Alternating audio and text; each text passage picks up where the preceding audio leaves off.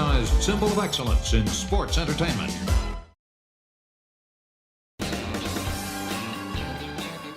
Hey, it's Conrad Thompson, and you're listening to My World. And of course, we couldn't do it without the Hall of Famer, the greatest professional wrestler of all time, your friend and mine, Double J, Jeff Jarrett. Jeff, how are you, man? Oh, Conrad Thompson, how we doing? It's a historic week, you know. A couple of years ago when My World was launched, it's been an incredible roller coaster ride. Lots of fun, but I don't believe, I really don't. I don't believe the timing of a podcast and everything that's kind of come together over the last, well, I could say year, 2 years, 10 years, 15 years, but really it dates back all the way to Thanksgiving 1985. And here we are, the go home week, and it's a historic week. And we're talking about the man, I can't do my Shivani impersonation, but we're going to be talking about the man they called Sting on his final week in the industry. So pretty cool. I'm fired up for today's episode. It's going to be a lot of fun to walk down memory lane and all the feels, and we're going to give him his flowers today, Connie. I'm excited to do our best. Of course, everything is all about Sting, not just here on the podcast, but all of the wrestling world. We are home stretching inside of a week before we have his very last match. Of course, we're going to have a stop off in Huntsville, Alabama. As you're listening to this, it's tomorrow, and it's a double header. It's Dynamite and Collision. This will be Sting's last visit to television as an active wrestler, and I can't believe it's happening in Huntsville. I'm going to be there. Hope you will be too. AEWTIX.com has your hookup. As I understand it, there's thousands already committed, and I would expect the walk-up for this one to be pretty good.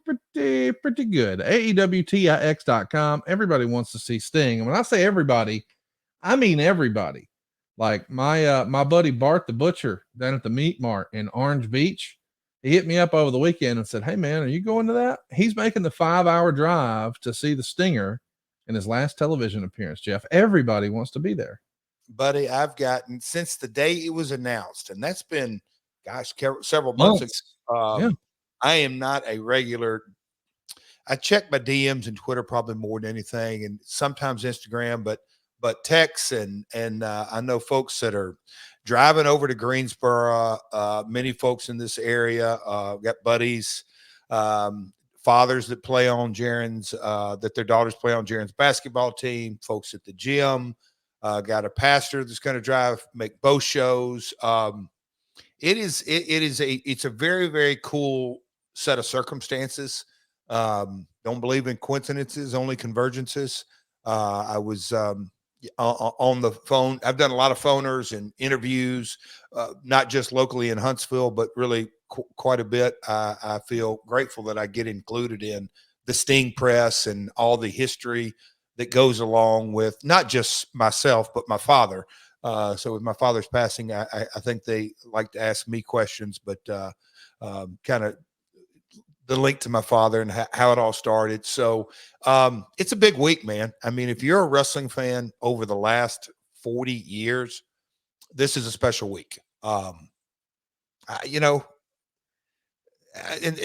again, your buddy Dale Jackson, I was on radio with him and we talked on all kinds of subjects, but Conrad, he was giving you your all due respect, but has there been a professional wrestler that has gone out this way in the history of the business? And I know, me and you aren't historians like 70s and 60s and 50s, but I don't think anybody's gone out under these circumstances. Has there been? I mean, a lot of people might point to Rick's retirement in 08. I mean, it was a really grand special send-off. Oh, incredible, but it did. We did something in 2022. Yeah, we know it didn't last, and we know that wasn't really it. This is really it for Sting. Yeah. And I know that wrestling, quote unquote, retirements aren't really usually something that people talk about because they're just not real. A guy like Terry Funk or Ric Flair come to mind, but with Sting, it is. And I kind of think about uh, before Kobe passed away, when he was finishing his career and he announced this was the last season, there was a mad dash to get down to the arenas to see Kobe come to your town to play your home team one last time. And the influx on the business that had to those individual towns, but just the overall economy of basketball, I think were better because they announced ahead of time. And I hope that we're able to recognize and realize how special it is.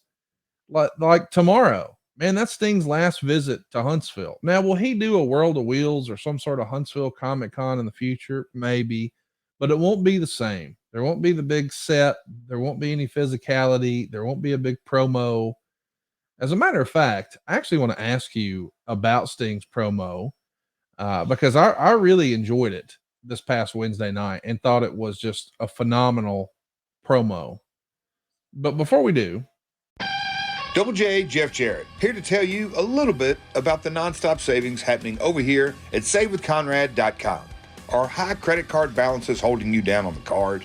If you're looking to give a guitar shot to your credit card debt or give your home the push it deserves with some upgrades and remodeling, you need to go to SaveWithConrad.com. That's right, SaveWithConrad.com.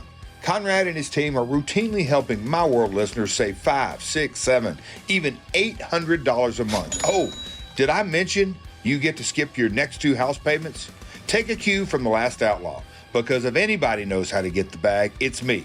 Strut on over to SaveWithConrad.com today and see how much money you can save for free. That's right, it's SaveWithConrad.com.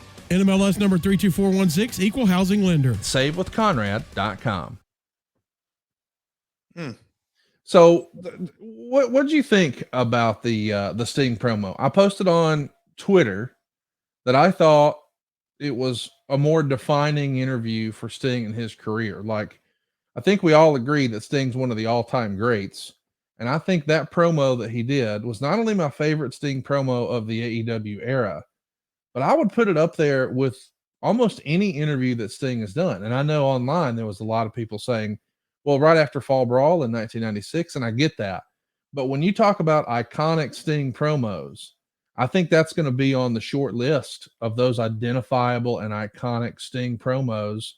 You saw a lot of great stuff from Sting over the years. What'd you think?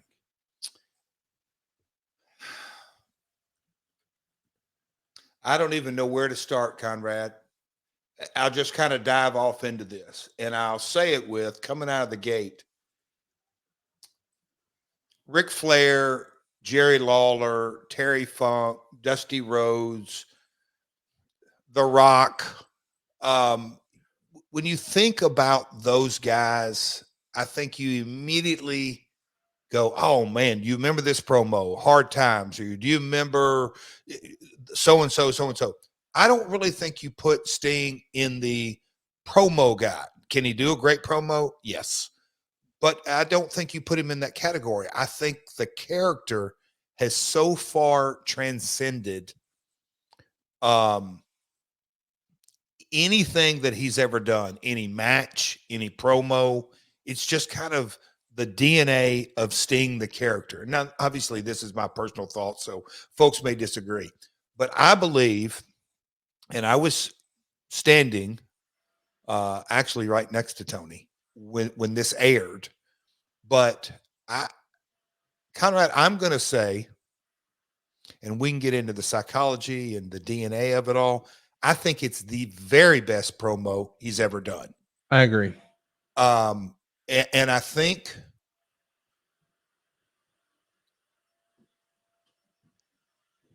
I got to be careful because I don't want to say blur the lines, because there was no blurring of the lines.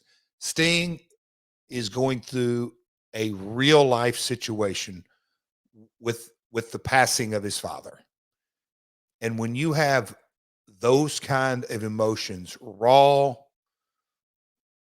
and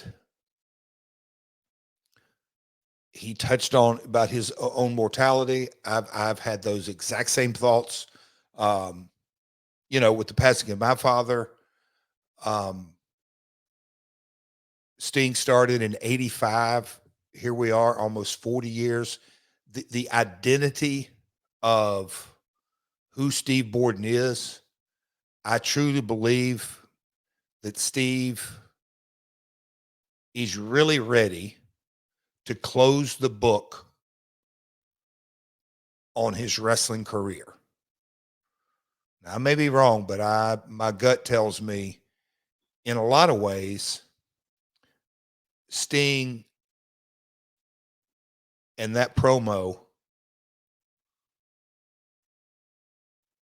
was his final.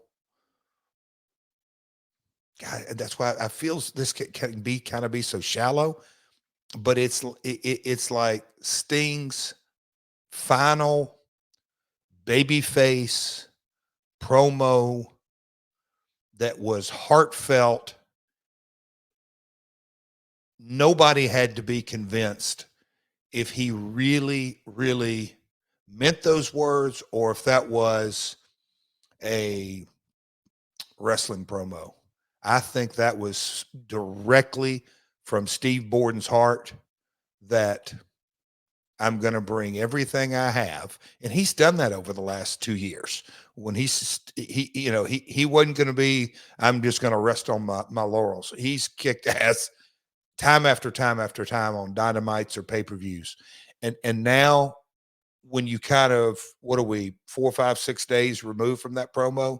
I think as time goes on, we're going to know, wow, we'll remember this promo because it was heartfelt.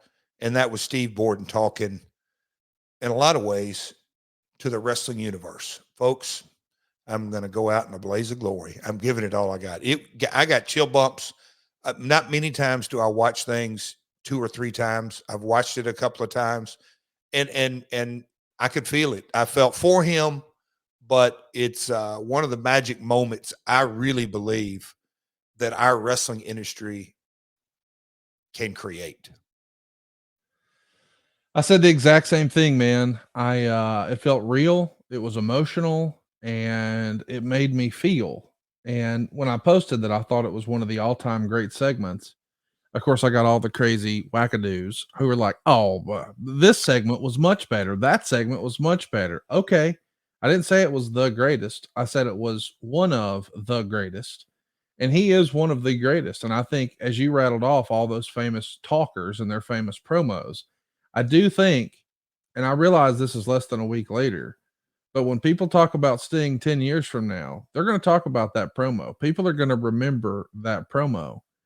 And it was because it was real. You know, the inclusion of the son, the information that we didn't have about his father, and certainly thoughts and prayers with the real life Borden family. But I just thought, man, this was a badass segment. And I texted people to say that. Then I was like, wait a minute. Let me share that thought with the world. And tweeted it out. And of course, here comes some tribalism, silly nonsense. But if you're a Sting fan, I don't know how you couldn't have been. If you're a wrestling fan, I don't know how you couldn't have sat up and taken notice. I think it's one of the better segments in AEW history. Mm-hmm. And I know that Eric has been, adamant that, oh, there's no story. Well, the story is that it's Sting's last match. And on some level, a friend of mine, who I'm pretty good friends with, said when I was getting ready to do Rick's last match, hey, man, you don't need to announce it. It's Ric Flair and others. People want to come to this because it's Ric Flair's last match. Doesn't matter who the opponents are. Now, of course, we did our job in trying to make sure that it was clear who to cheer and who to boo and all that jazz.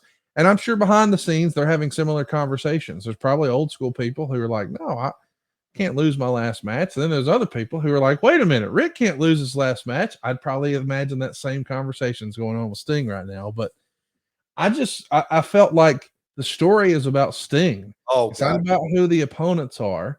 It's about Sting. And we never saw him peel behind the curtain and show you exactly who he really was with his sons, a conversation about his dad, and just the personal side of this superstar character. And I feel like, when you take a look at Sting, he does feel like this vigilante superhero. And if you have a story like a superhero would tell, you've got to have some backstory.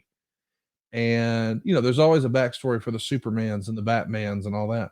Well, we have some of Sting's backstory going into this match now that we previously didn't have. And I just thought it was really well done. I'm excited. I hope you'll make plans to join us in Huntsville tomorrow, AEWTIX.com. We're going to see Sting on TV once or twice, maybe between Wednesday and Saturday. But if you're in Huntsville, you won't miss him. AEWTIX.com. And coming up this weekend, there's still a handful of tickets available. There will be some more production kills, or just do what I'm going to do. Enjoy it from home, live on pay-per-view. It's Revolution, or as I'm calling it, Sting's last match. We know now that Orange Cassidy will be taking on Roderick Strong for the AEW International title. Samoa Joe is probably going to be defending the AEW World title in a three-way dance with Adam Page and Swerve Strickland. Timeless Tony Storm is going to be defending the AEW Women's Championship against Deanna. We've also got Eddie Kingston defending his Continental Crown Championship against Bryan Danielson, who's having a little farewell tour of his own. Will Ospreay will make his AEW full-time pay-per-view debut against Takeshita. Watch out for that one. That could be a show stealer. Christian Cage will be defending his TNT title against Daniel Garcia. I can't believe this is a thing, but they're calling this match Meat Madness. Lance Archer, Powerhouse Hobbs, and Wardlow. We've also got FTR taking on John Moxley and Claudio Castagnoli. They have unfinished business from this past week. But of course, the main event, while everybody is really there, Sting's last match. Sting's bringing his pal Darby Allin and the tag title. Sting is undefeated in AEW, finally tasting AEW gold. His first attempt, and he got it. Will he be successful in his defense against, I guess, maybe the most decorated tag team in Wrestling Observer history, Matthew and Nicholas Jackson?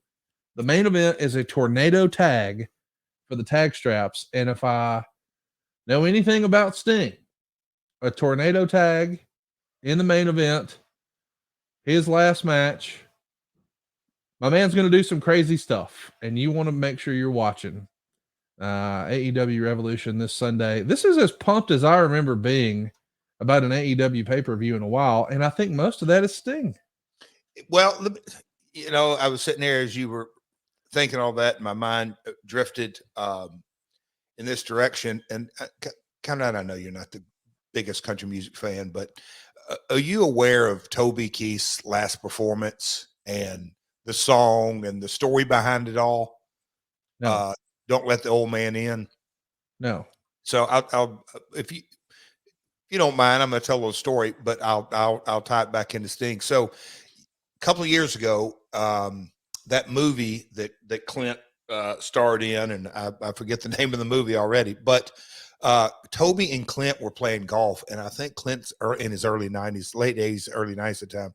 And Toby asked him, he's like, "Damn, Clint, you're out here playing golf, and we're sitting here talking, and tomorrow you're starting to direct this movie, and you're in the movie, and I just heard you on the phone, and you've got another project coming up down the road, and we had breakfast this morning, and you're talking about another business adventure. How do you do it at your age?" And Clint told him, "Hey, bud, you just can't let the old man in." And so Toby took that line and wrote a song, and it was it was used as part of the soundtrack of that movie. And then, that song didn't get radio play, but I mean, it was in the movie. Now here, years later, he gets diagnosed with cancer, fights it, get to feeling better. He does the 2 shows in Vegas. I think it's the People's Choice Award, but really his very last performance to a real global audience, the producer wanted him to sing that song, and he sang that song. And just kind of, I mean, you can't write this, you can't plan this, you can't script this. That's why it just the convergence that he wrote that song really about Clint, and it's really crazy, ironic convergence, if you will, that's the last song that he performed before he passed to a global audience. Don't Let the Old Man In. And then I think about, it's tragic, it's sad, but it's a part of life.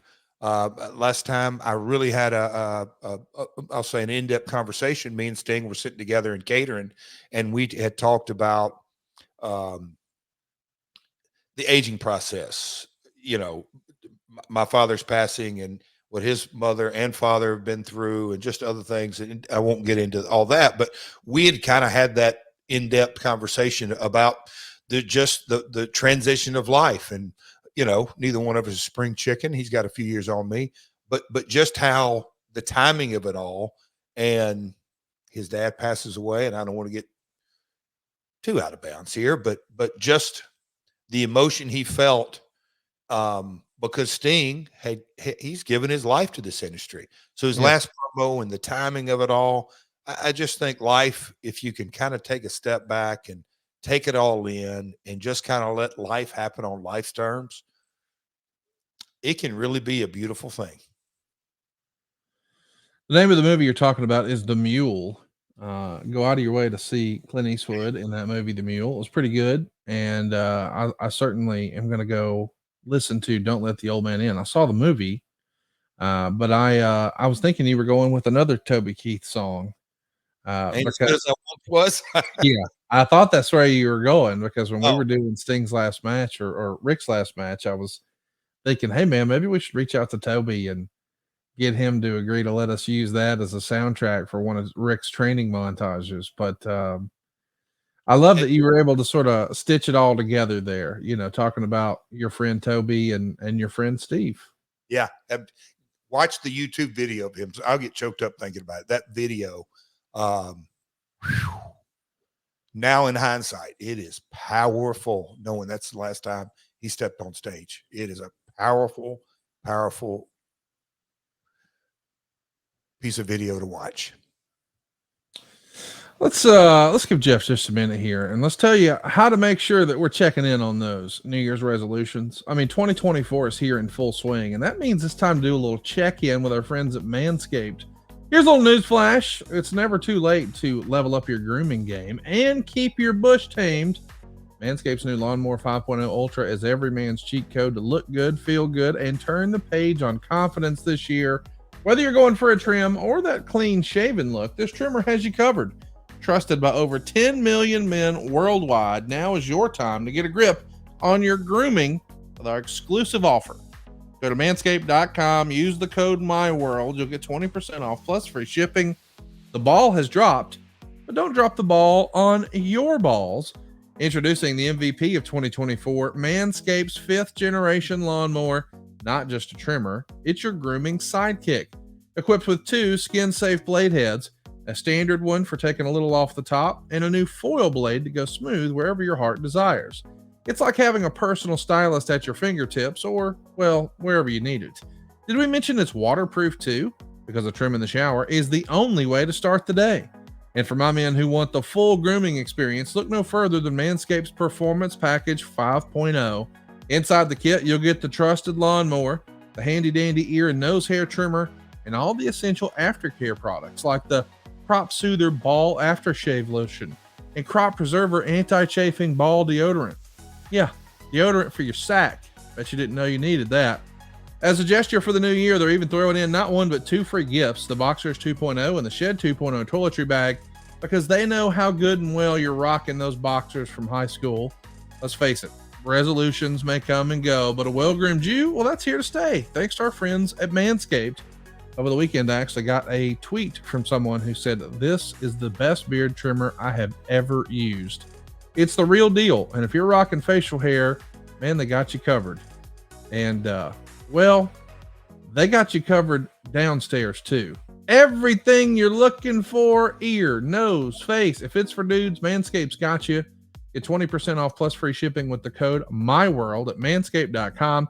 Embrace a new you, and definitely embrace a new trimmer courtesy of Manscaped.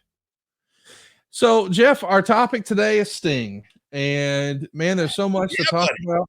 Oh my gosh. He was born in 1959, March 20th. So we're home stretching from a big birthday for him. He's born in Omaha, but raised in Southern California. He played both football and basketball in high school, and later got on a little career for bodybuilding, and even co-owned a Gold's Gym health club. And here's a quote from Sting about breaking into business. "A guy came in one day with 3 big guys, and he was trying to break into pro wrestling. He was looking for a 4th guy to join and tried to recruit somebody from the gym, but had no luck. Then he asked me if I wanted to do it. And to be honest, in the area of Southern California where I grew up, I had no idea what pro wrestling even was. I'd heard about it, but never seen a match on television or been to an event. And he ended up taking me to a WWF event at a sports arena in Los Angeles, where I saw guys like Hulk Hogan, the Iron Sheik, the British Bulldogs, and Andre the Giant. Some of the biggest names in wrestling were there, and it was just incredible. Man, there's so many interesting ways and backstories, everybody's sort of origin story of how they got in the business. We know you're a third generation Cap, but imagine being in the bodybuilding business and a guy comes in and says, I'm looking for a fourth. Can I convince you to go see Hulk Hogan at the Coliseum here in California? And he's like, holy cow, this is awesome. But he's discovering it so late in life. That's not a story that you hear all the time in professional wrestling, right? Well, certainly a guy that has had not just moderate success, monumental, legendary, iconic success. And, you know, and as through the years, one of the things that me and Stinger, and I'll probably call him Steve, I'll call him Sting, but if I'm joking around with him, it's a hey Stinger. But one of the things that connective tissue, if you will, was that he was a basketball guy. He was a hooper, you know, and so athlete and a true blue Southern California boy. And Marcus, I want to make sure to have a little fun. That bodybuilding image that you just put up there, we've got to make sure we get that on our social media, because there's some folks that literally will go, there ain't no way that's Steve Borden. I mean, with his posing trunks on and ripped and everything that goes with it. But his introductory and one of those three guys that walked into the gym, that's another thing when you just kind of look back on history, like Minnesota, you know, the Road Warriors and Rude, and there's a bunch of people in that Robbins, Kurt Hennig. There was a little pocket of in Minneapolis of a lot of wrestlers coming out of. But when you think of Steve Borden and Jim Hellwig were out of the same group that went through a wrestling school, but not for very long, and the mark that both of them left on the industry, it's pretty amazing. But Sting will tell you this story over and over. He only knew, hey, yeah, that Hulk Hogan guy. And then I think the story, if you get into the DNA of it, yeah, he was in the Rocky movie. It's like, that's how you know Hulk, you know, I mean, but that was kind of his introductory into a crossover star. So it's amazing. And, well, I won't get too far ahead, but yeah, it's cool how that's truly his intro into the business, is a guy recruiting him to be a wrestler. He wasn't a fan first. It's pretty remarkable when you think about it. And as I understand it, it was actually Rick Bassman who was putting all this together, right? Yes. I mean, what a small world it is. I mean, Rick Bassman, in case you're not familiar, he also knows some cats named Samoa Joe and John Cena. I mean, that dude's he's got an eye for talent, right? No doubt. I mean, I love Rick. I mean, you know, he's what a journey. Again, what a real life journey when you drill down into the DNA that, you know, these guys, obviously early to mid 80s, the bodybuilding scene in California, the Arnold Schwarzenegger, I can't name off all the bodybuilders, but it was like Mecca. If you wanted to get into bodybuilding, you absolutely had to go to Southern California. And that was kind of what germinated Sting and Warrior into the industry. It's really pretty amazing when you think, you know, about how this could have all almost not happened. I mean, fast forward, because, you know, we've heard the stories from other people. From your perspective, what can you tell us about the first time Sting or Steve and Jim showed up at your dad's house?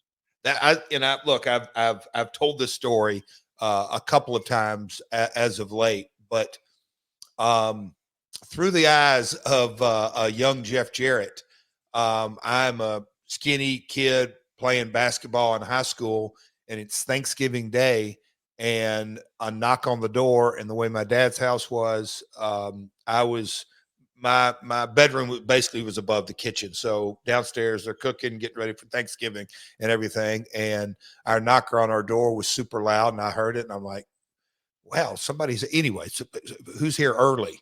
And I look out, and I can see down through the window, two of the biggest guys that I'd legit at this time had ever laid eyes on. And I'm like, holy crap. And as my dad walked to the door, I kind of, you'd have to be it, but I could look down at the foyer from kind of this overhang and see two guys step in. And then it was literally a hello, a handshake, but I came down the steps, and when you just, both of them 6'3", 6'4", but they're 260, 280. I'm 150. They just monsters of guys.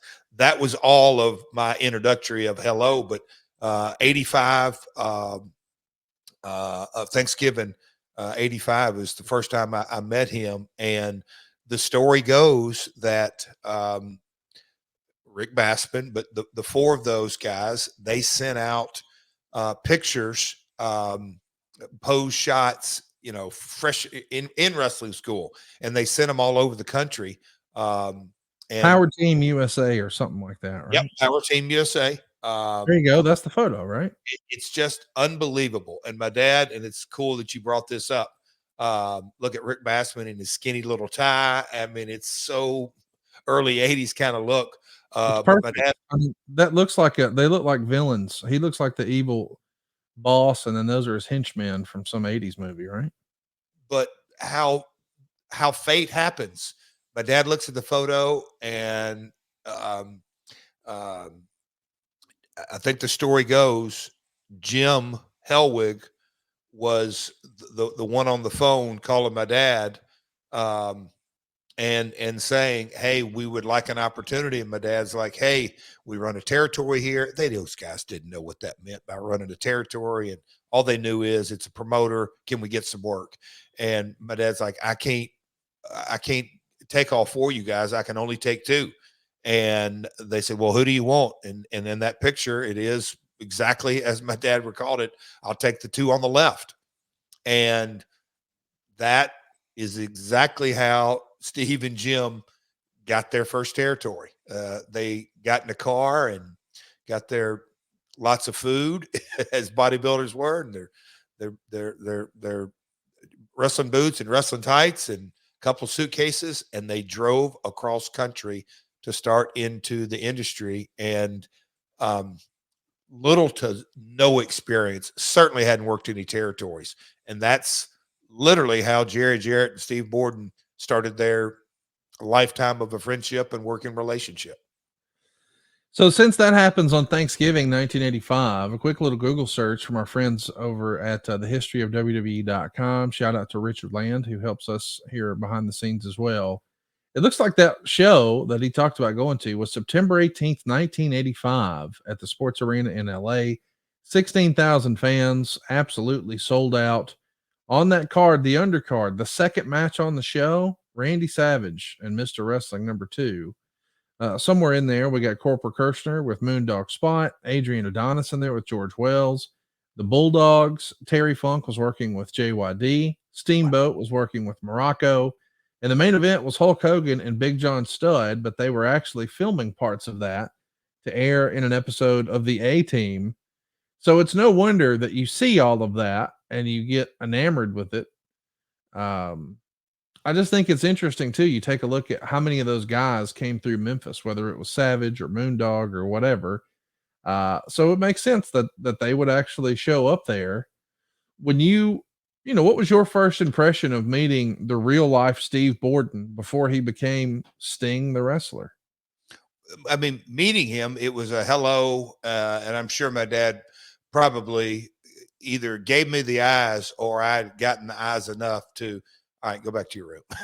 I've got business to do to talk business. I mean, it's just how it was. He didn't talk business around family. That's just the culture.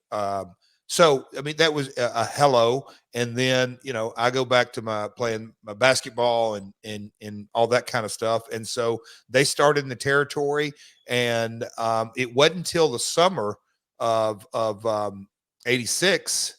I started April of 86. they were in and out of Tennessee very quick.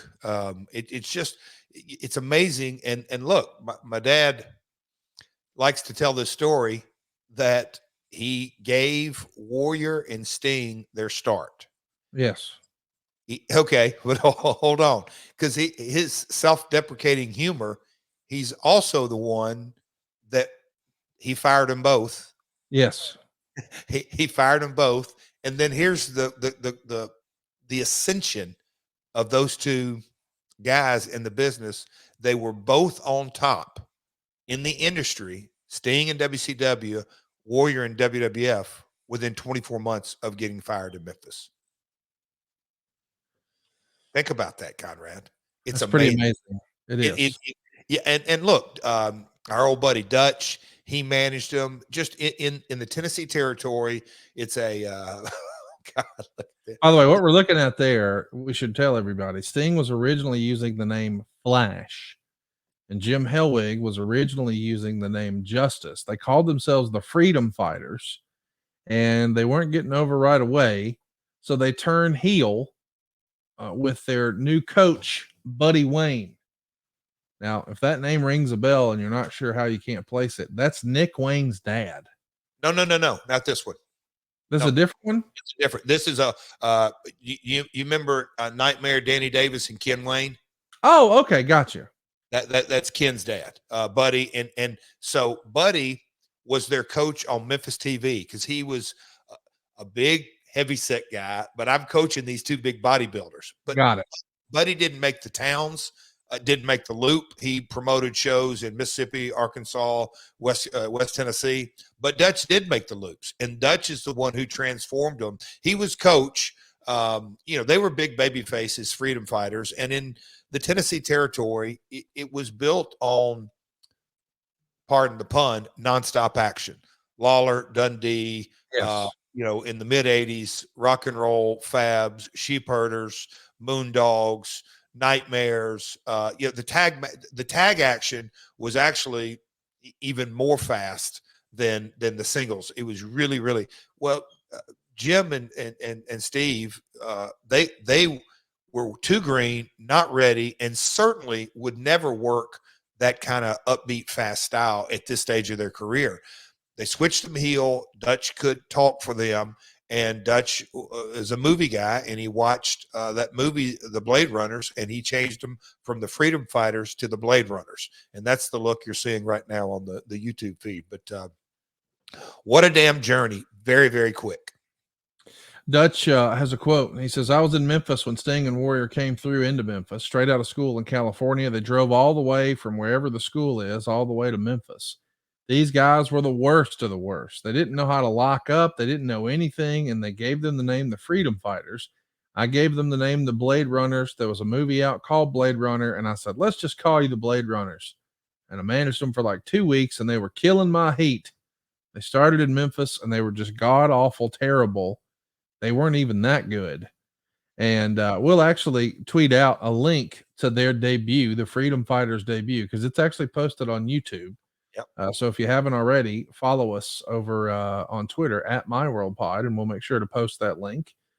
Meltzer had this to say. After 3 weeks of training, Hellwig and Borden bolted from camp. They'd sent photos to every promoter and tons of acting agencies. Jarrett was the only person who responded, and they were off to Tennessee in late 85. After 3 weeks, those involved in their training told me they had potential, but it would be months before they could be put in the ring. Jarrett found that out quickly. Both guys were gigantic by the standards of the time, and when they got to Memphis, they could have stood out more because Memphis generally looked like smaller wrestlers, and the fans were more into the wild brawlers than muscular posers. But as Jerry Lawler noted to me one time, they could see through a greenhorn in a second. But these guys were huge and cut, so they definitely have a big-time look, maybe a WWF-style look, but maybe the speed of their work wasn't quite yet where it needed to be, and they just needed to, as JR would say, go learn a new hold. Meltzer would say you couldn't help but notice them, but in those days, guys were not put in the ring with that little training. When I say the worst, I mean they were the worst. Lawler talking about them didn't exaggerate one bit. They started as faces because of their look, but were clearly and quickly turned heel because they just couldn't get over his faces. Doing promos, bragging about how the other wrestlers' bodies looked like crap, made for one entertaining wreck of television before it ran its course. Wow. Humble beginnings. I mean, think about that. These guys, I mean, this is almost like the Michael Jordan story where he couldn't make his team in high school or middle school or whatever it is. And he becomes Michael freaking Jordan. Well, I mean, there it is. The WWF World Champion and the WCW/NWA World Champion in just a handful of years. Man, self-belief's a real thing, is it not, Jeff? Huge. And, you know, when I think back on how my dad operated, I feel like I got to know him through the years. And in this era, they made, and I say they, Lawler and Jarrett, Jerry Lawler. The booking style was build a monster heel and put him over all the baby faces until they get to Lawler. And then Lawler eventually pulls the strap down and wins after week 4 or 5 or however long they can keep it going. Why didn't my father say, I'll take one of you? You know, I think that would have fit the Memphis style so much better, and they wouldn't have to come in and be compared to the rock and roll, all the different tag teams. Life didn't happen that way. And so they came in and they had as much of a crash education. It didn't work out, but man, oh man, when you take a step back, the old, I don't know if I've ever read this on here, the parable of the Chinese farmer, them coming to Memphis, was it a terrible idea? Boy, at the time, I bet both of them looked at each other in crappy hotel rooms and, not making a lot of money and thinking, why did we leave Southern California? But it really gave them an opportunity to go work for Dallas and Von Erichs, and Stinger went to Watts and got hooked up with Eddie Gilbert. You just kind of look at the trajectory of their career. They stuck with it, and man, oh man, aren't we glad they did. In a weird way, I'm sure some people are listening to this and think, man, why couldn't Jerry see what the WWF was doing with Hulk Hogan and think this could be our Hulk Hogan? But the answer is they already had their Hulk Hogan and Jerry Lawler. So we weren't necessarily looking for a top baby faces. We needed top heels. And it had worked so successfully for so long that we weren't about to deviate. And your dad realistically didn't have plans of trying to expand and go national. When given the opportunity to do something with world class, sure, he looked at it. But he was always a prudent small business owner. Yes, he was a dreamer, but a dreamer about, hey man, let's make a bunch of money and take it to the house. Not necessarily, boy, what if we could compete with the WWF? I just don't get that vibe from your dad at all. Is that fair to say? Definitely fair to say, but here's where it goes. I mean, fundamentally different in so many ways, in that when you look at the WWF and the Hulk Hogan, we'll call it when Hulkamania took off. Right. What's the right? Yeah. Okay. We'll call it work rate. The chairman, Vince McMahon, I guess you could say, about it. From day one, he could care less. He wanted big guys, larger than life characters from top to bottom on the roster. That's why when I look at a Randy Savage, how he succeeded with being a relatively small guy right in the middle of Hulkamania. And, when you look at the territories and which kind of morphed into WCW, the work rate was put a much higher value on creating revenue. And so my father, he loved those big guys. I mean, that's why he said, yeah, hell yeah, I'm going to try to not just stay up with the times. He loved the big look and the monster bodybuilder look. And that's why, because I asked my old man about this and he's like, no, we leaned into that. That was their promos in Memphis. Hey, look at you, bunch of out of shape, fat doughboys around here. This is what a real wrestler looks like. But when you got into work rate, the train came off the track, so to speak, not just because they were too green. They certainly Sting as he morphed in a few short years. I always say due to his basketball skills.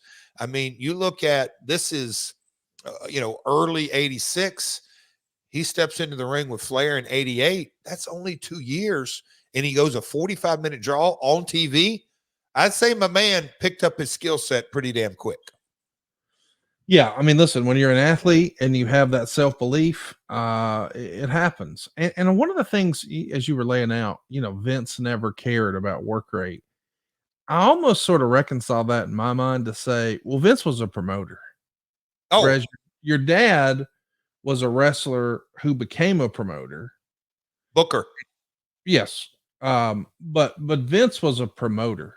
Vince wanted to finance boxing, and Vince wanted to finance Evel Knievel, jumps. I mean, Vince was like, what's going to sell tickets? And he doesn't really care about, I mean, I was told, like, even after Vince sells 100,000 tickets out of WrestleMania, like he did in Dallas a few years ago, or whatever the number you believe, he was so low key kind of pissed off that it wasn't 200,000. Like, how do we get it to 200,000? That sounds crazy, but like, that's the way his brain works, because he's just a dyed in the wool promoter. He wants to promote. Yes.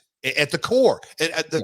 I used to be fascinated by the stories when you hear about Vince's father, because Vince's father promoted all kinds of things. He promoted black dances in the 50s or 60s. I guess that'd be the 60s in the Baltimore, Washington area. He promoted wrestling. He that was what you just said. It's, and man, oh man, these are kind of podcasts when I think, Conrad, my old man used to drive me crazy. But if I could go back, and because he would kind of get into this exact conversation that my dad, he was a booker. There's writers, there's bookers, there's matchmakers who some folks would say, hey, that's going to be a good match. Not so much how we're going to book and get it there, but the match. And then, there's promoters. And that's why, yeah, man, that's good topic of discussion, Conrad, because that is what mid 80s were. They promoted. The Crockett's did baseball. They did Harlem Globetrotters. They did Ray Charles, and I mean everybody in between. Like, if you had a building and you could book an act, and now we're going to see how many tickets we can sell. Well, that's really why the WWF became what it was. The emphasis was not on we're going to have great matches. We're going to run as big a building as we can and put an ass every 18 inches. That's what it is. So that's the difference. The business model. Yeah. Meltzer would write this: just as they were on their way out, he's talking about Borden and Hellwig, they got a week or two with Phil Hickerson. Hickerson was a local fixture from Jackson, Tennessee. He was well known around town because of his years on TV and as a pushed heel, most well known for a tag team a few years earlier, a friend of the show, Dennis Condrey. By that point, he was an aging veteran, tough guy brawler who epitomized old school wrestling in some ways, with a huge beer belly, an ugly face, and a balding head. But he could talk and he could go. He was a successful heel that had become a face. And when these California giant muscle heads messed with Jackson's well-known Street Fighter, it could have been fun and the interviews were strong. But once the bell sounded, it still wasn't fun. About the only thing notable was a memorable moment in the promo. After they ran Hickerson down for being fat, ugly, and out of shape, Hickerson came back saying, I can do two things. I can wrestle and I can fight. You guys can only shoot steroids in your butt. A week or two later, Jarrett fired them. The people had already seen through them.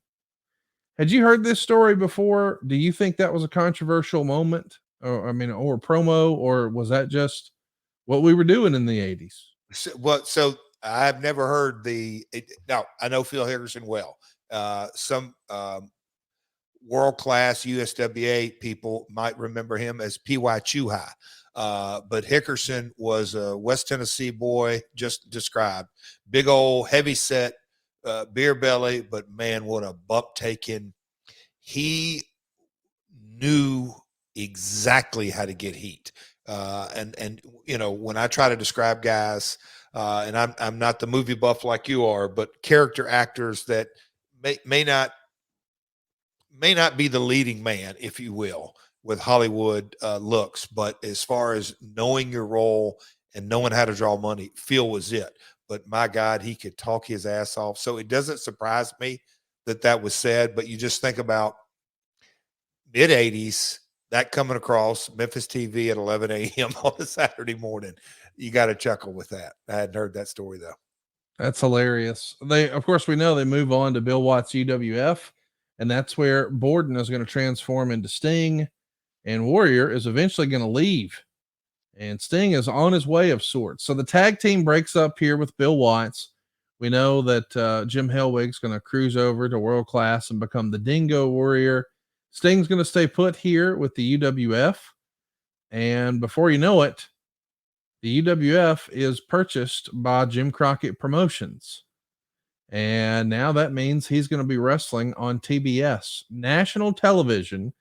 I mean, think about that, really. I mean, you're talking about just a couple of years into your wrestling career and you're on national TV. And then the big opportunity, which is what will be celebrated this Sunday, Clash of the Champions, March of 88. He's going to take on the NWA World Champion.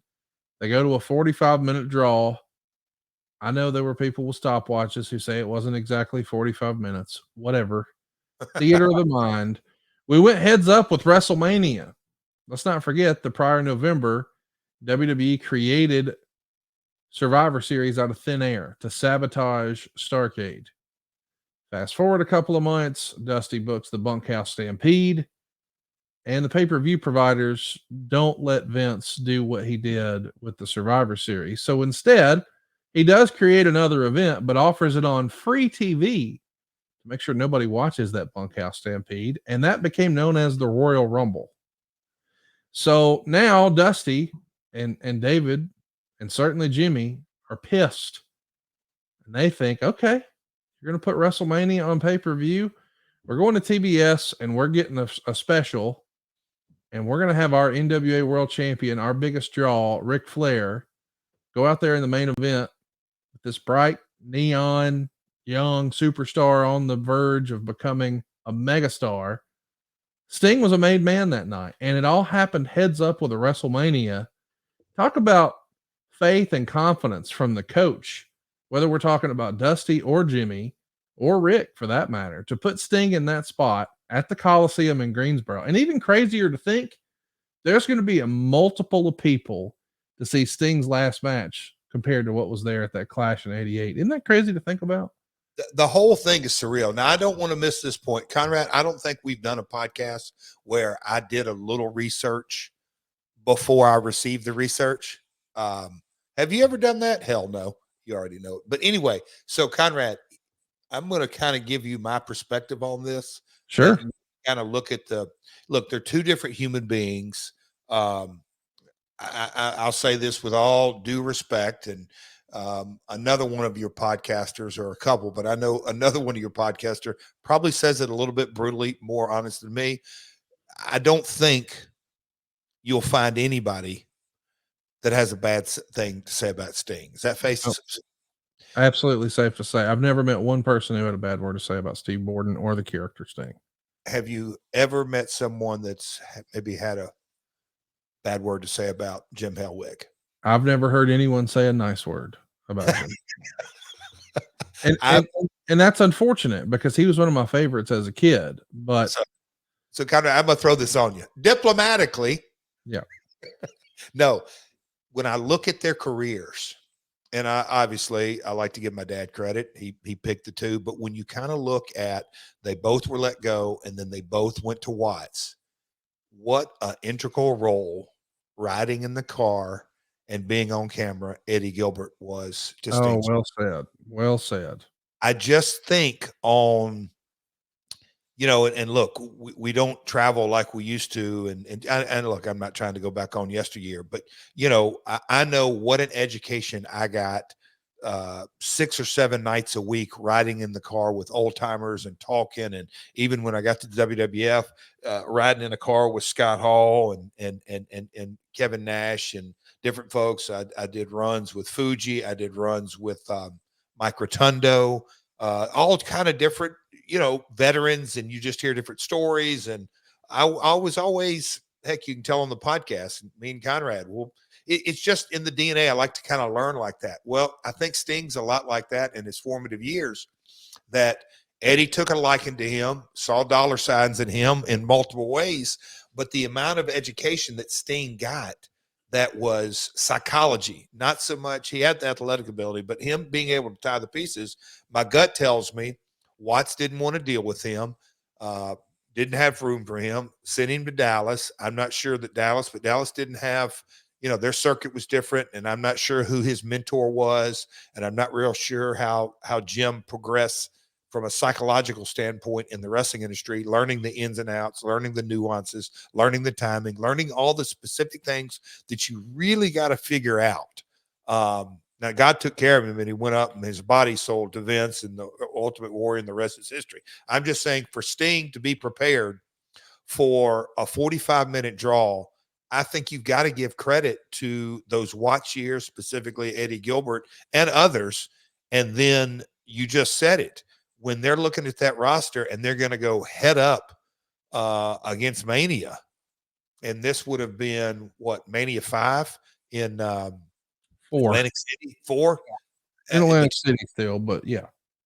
But I mean, you just kind of look at that and go, wow, they are taking the up and comer and putting him on the map, and the confidence that Rick had in him. But most importantly, they would have never put him out there had they not listened to the people and going, yep, this is going to be our best bet. It's fascinating to kind of look at the trajectory of Sting's career and how we get to, put a bow on it in the same city 30-something years later. It's very, very cool. What's crazy to me is to think that there were only 6,000 people in the building for that show. And you're going to have nearly 3 times that for Sting's last match. Wow. Isn't that wild? And so that's 88. Yeah. Hulkamania was running wild. It was running wild. And that's when, if you recall, that's when Savage won the tournament to become the champ, because Hogan was going to take the summer off to go fill no holds barred. Wow. By late 89, the wheels are in motion for Sting to beat Flair and win the NWA World title. It was supposed to happen on February 25th, 1990, which would have been Flair's 41st birthday there in Greensboro, the site of the original match. It was all supposed to happen on pay-per-view. We know that didn't happen because Sting messed around and tore an ACL shooting an angle with the Horseman just 19 days before the match. So it gets pushed back to July of 1990. Think about that too. The dude tears his knee up in February of 90, and he's back in July winning the thing in Baltimore, wearing the American flag get up. What a special moment that was. It was a big moment in his career, and now he's on top in July of 1990. And Sting was really kind of the franchise of WCW, maybe even the cornerstone, even with the arrival of Hulk Hogan in 94. I mean, he was the franchise player. Now, of course, we know when Hogan's here, that's going to level up some of your other business metrics. And you actually joined the squad here in 1996. Would that have been the first time you would have seen him in like 10 years? Yes. I think here goes the nut job memory that old Double J has. I think I saw him at a house show in 1990 in Tulsa. I was working for the WCCW at USWA during that time, and me and Matt Bourne stopped by a WCW house show. Steiner was there. I think Sting was there. I think I'd seen him briefly, but for the most part, it's definitely the first time I truly worked in the same locker room with him. So, you know me, I got to go ahead and throw that in my Google machine and see if I can find it. But if you remember that Steiner was there, let me see if I can find that. I'm curious to see if he was there, because I feel like I saw him. Here it is. November 18th, 1990. It was a matinee show. Get out of here. And Mike Rotundo wrestled Alan Iron Eagle, the JYD, and the Big Cat, who we know is going to become Curtis Hughes, wrestled the Moondogs. The Iron Sheik would wrestle Brad Armstrong. Tracy Smothers and Steve Armstrong wrestled the Freebirds. Rick and Scott Steiner were the U.S. Tag Team Champs. They took on the Nasties. Lex Luger wrestled Harley Race here. And in the main event, it was the NWA World Champion Sting and Sid Vicious. Get out of here. Oklahoma at the Convention Center, November 18th, 1990. A matinee show, 1,100 folks there, counting you and your pal, 1102. That's crazy. Yeah. Look at you, bud. How about that? You found that. Yeah. Yeah. But that's my wacky memory. Like, but anyhow. God. Anyway, you wind up not wrestling Sting during that run because the story of WCW thinking Sting had turned its back or turned his back on WCW. Well, that's going to take over. So that happens right after Fall Brawl 1996, and you're going to come in around that same time. So you don't actually get to share the ring with him, but you do get to see this evolution from Surfer Sting, which had become iconic. And now we're going to try something totally new here with Crow Sting as the character evolves. Listen, I know that you saw them all. Let me just ask you now, because there's been a few different versions of the Sting character. Surfer Sting, Crow Sting, and, Joker Sting. Do you have a preference of the three? This Sting right here, when he went into to the Crow, and I don't obviously know the stats like you or others will, but we're talking about going to put 18,000 or close to it this weekend. The WCW's live event business was red hot at this time. NWO had formed a year or so before this. They put tickets on sale. There was no on sale. I mean, they sold out. It was really, really hot. I think the Crow character was maybe peak fandom. That was probably the most successful. So my business mind goes, oh, it's simple, Conrad. I'll take this one. It's that. I personally, as a kid who was young in the business and was watching, I VCR'd TBS on Saturday nights in my first couple of years of the business, because I was doing Memphis TV on Saturday morning and Nashville Saturday night. So I still wanted to watch their show. I love Surfer Sting as I'll call it my personal fandom. The Joker deal, that thing, he made that his own. To me, it was highly entertaining. And as far as a sports entertainment perspective, I think those were his Sting's best sports entertainment promos. He felt that character. That was his idea. That's all Stinger. He made it his own. And I thought from a sports entertainment aspect, it was dynamite. My personal favorite is the Slash run. It is, to me, so unexpected. Again, I did some things with him, and we'll get to it. When he was not actively wrestling, he was, lack of a better word, put out to pasture at WWE. It was, his wrestling career was over. And so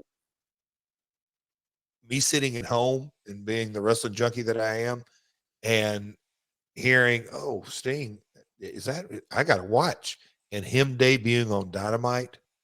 I was so damn happy for him, because I'm just like, it's kind of, okay, this for sure is the beginning of the end, but he's going to go out. Now, I had no idea we'd end up this way, but this version is my favorite. We know that we saw his last WCW match on the last Nitro when he wrestled Ric Flair in a t-shirt. His last TNA match was here in Huntsville against EC3. And unfortunately, his last WWE match was one that ended rather abruptly after a buckle bomb left Sting hurting for certain in a match with Seth Rollins.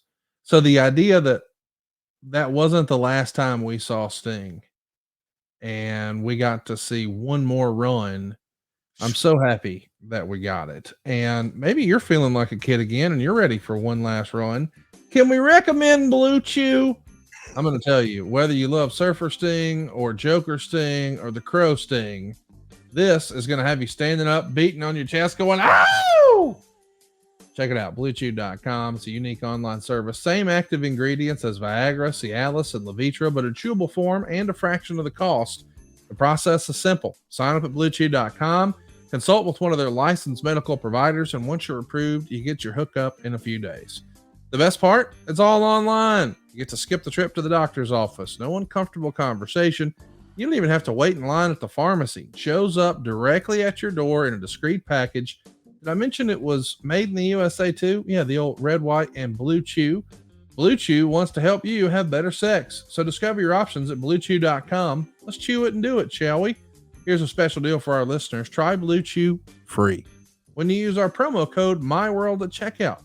Just pay $5 shipping. That's BlueChew.com. The promo code is MyWorld, and you'll receive your first month free.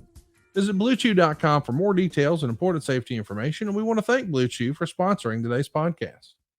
So, Jeff, I know that you weren't sticking around WCW forever, but you go back to the WWF in 1997 in October. A couple of months later, we had the biggest WCW pay-per-view ever. And what drew that number is Sting's big match with Hulk Hogan. It's finally happening. Sting versus the head of the NWO for the WCW World Title. It was a story that really started prior to Fall Brawl. You'd have to go all the way back to Bash at the Beach, 1996. So here we are nearly a year and a half later, and it happens. He wins the world title. What did you watch the pay-per-view? Did you hear about it? What did you think of the way they finished the story with Nick Patrick and Bret Hart? And was it a fast count? Was it a slow count? I mean, there's been a lot of debate about the finish. I mean, we know eventually he did hold the big gold belt up and said Mamacita into the camera, but a lot of people felt like it was a little lackluster. What'd you think? You know, it's funny how just thinking about how we consume it today. You can watch content on your phone. I mean, you know, I don't need to get it. I mean, it's just completely different. I was immersed in my job at the time, the WWE. So I wasn't, I don't have really a firsthand, let me go back and tell you exactly how I felt at the time. It was as the, call it, weeks and months had kind of gone on, and the feedback and, oh, they waited too late, and they didn't pull the trigger soon enough, and all the politics, and, oh, wait, you know, you hear who's booking this and who was really in control and why did they do this? And, you know, all the naysayers. But watching it real time, I didn't. I kind of wish I did, so I could report on it today on the podcast, but I don't. But in a lot of ways, you know, now this is historically speaking, is this kind of the first known chink in the armor? You're going to know better than me. Not chink in Yeah, like I think so, because, you know, they left it sort of who's really champ. And then that led to the covers of magazines saying, we hate to say it, but give Hogan back the belt. Like, it should have been, in my opinion, just definitive. Hey, we built this thing for a year and a half. Sting wins. Sting's going to become the dominant champion. He's going to now take turns defending against multiple members of the NWO. We don't do that. And Eric has said, you know, as I busted his balls on the show, it was because Sting didn't show up tan enough. And maybe in real life, Sting had a whole bunch of stuff going on in his real life, and it just wasn't a good time. Whatever the reason, I don't know that Sting ever got that over ever again. Yep. And we've seen a lot of talent get really, really hot. And for whatever reason, there's a fumble. Maybe it's on the talent, maybe it's on the promotion, maybe it's on the booker, maybe there's wrestling politics, or maybe the fans just didn't like it and we made the wrong choice. But whatever it is, it does feel like that was sort of the high watermark. And prior to that pay-per-view, the biggest pay-per-view in WCW history was Ric Flair and Hulk Hogan at Bash at the Beach 94. So you come forward 3.5 years, Sting's in that spot, also against Hulk Hogan. I guess Hulk's the common denominator. But I think that's probably the high watermark for Sting in his whole career is Starrcade 97. Like, that Crow character. Yeah. It was revolutionary at the time. and what month was this of 97? December, right after Christmas, 97. Which would have meant I just went back 2 months prior. Yeah. So that's, I'd gone back, and as you can imagine, my 1 year run, it wasn't the greatest. And so at that time, I dove headfirst into, back in WWF. Well, while you're over there, he's going to work with the Wolfpack. So of all people, Sting actually joins the NWO. It didn't make sense to me then. Doesn't make sense to me now. But I know that if you get a red paint Sting at your convention or con, the autograph seekers are going to go out of their way. I know some people have called it tomato face Sting, but it was such a brief run. But so many people still just absolutely love the Wolfpack, like my buddy Corey Hollis. Man, he'd drive to Alaska if it meant he could take a picture with tomato face Sting. Wow. We know for sure that you're going to ultimately come back to WCW, and you actually wind up getting in a match with Sting. It happens on November 29th on Nitro. It's going to be a number one contenders match with yourself, Sting, and Chris Benoit, as the write-up would go. Liz distracted Sting, and Luger hit Sting with a chair. Jarrett hit Benoit with a guitar. Dustin Rhodes then badly missed hitting Jarrett with the ring bell, but they figured why bother improvising, so Jarrett sold it anyway, and Benoit pinned him to win the match. Boy, when I read that, oh my God, and I think you got Jeff Jarrett, Sting, and Chris Benoit, this is going to be a good match. And then I read, no, Sting, Liz is there, Luger's there, there's a chair, there's a guitar, Dustin Rhodes is there, there's a bell. We overthink this every now and again, do we not? Well, I was going to say, here we go into the WCW convoluted, trying to cover and protect everybody, which meant, in hindsight, nobody was protected. We were all a part of that mess. It was just way too many Chiefs, not enough Indians, over and over and over. The next time you're in the ring with him is on Thunder. There's a match with Sting against 3 Vianos. One of those, of course, is you in the Viano outfit. Can you see me standing there at attention? There's no doubt. Dave would write, however, in the production blunder of the year, they skipped that match and came back from commercial showing the replay of the finish where Jarrett hit Sting with a guitar and Page saved Sting. So Sting won the match to get to the U.S. tournament. Shortly after they showed the Sting match, with Russo at ringside in the Sting costume, Sting had to pin all 3. Sting pinned both of them. Jarrett crashed the guitar on Sting and unmasked. Page ran in and hit Jarrett with a diamond cutter, but Sting pinned him in 2 minutes and 28 seconds. This probably would have been a good angle, except for the production screw up. If you're confused listening to that, we were confused watching it. This sounds like a good idea on paper, but boy, if you just give away the finish right up front, kind of ruins the whole idea, right? Oh, ridiculous. Live, it got over. Yes. I mean, to the live audience, they were like, that son of a, I mean, it was vintage Jeff Jarrett in a way, but man, we just talk about too many Chiefs and not enough Indians in the creative process, and me, Benoit, and Sting just kind of let us figure it out without all the trash. But how in the world does a posted show, a taped show? Yes, a taped show that went back to Atlanta to be edited. Not live. Live, we would have got it right, but we taped it and then we screwed our own edit up. And by the way, this isn't a wrestling company. This is by nature a television company. Can you imagine if they aired, all right, folks, we're going to air this football game on tape delay. Before the kickoff, let us go ahead and show you the overtime finish. Well said. What?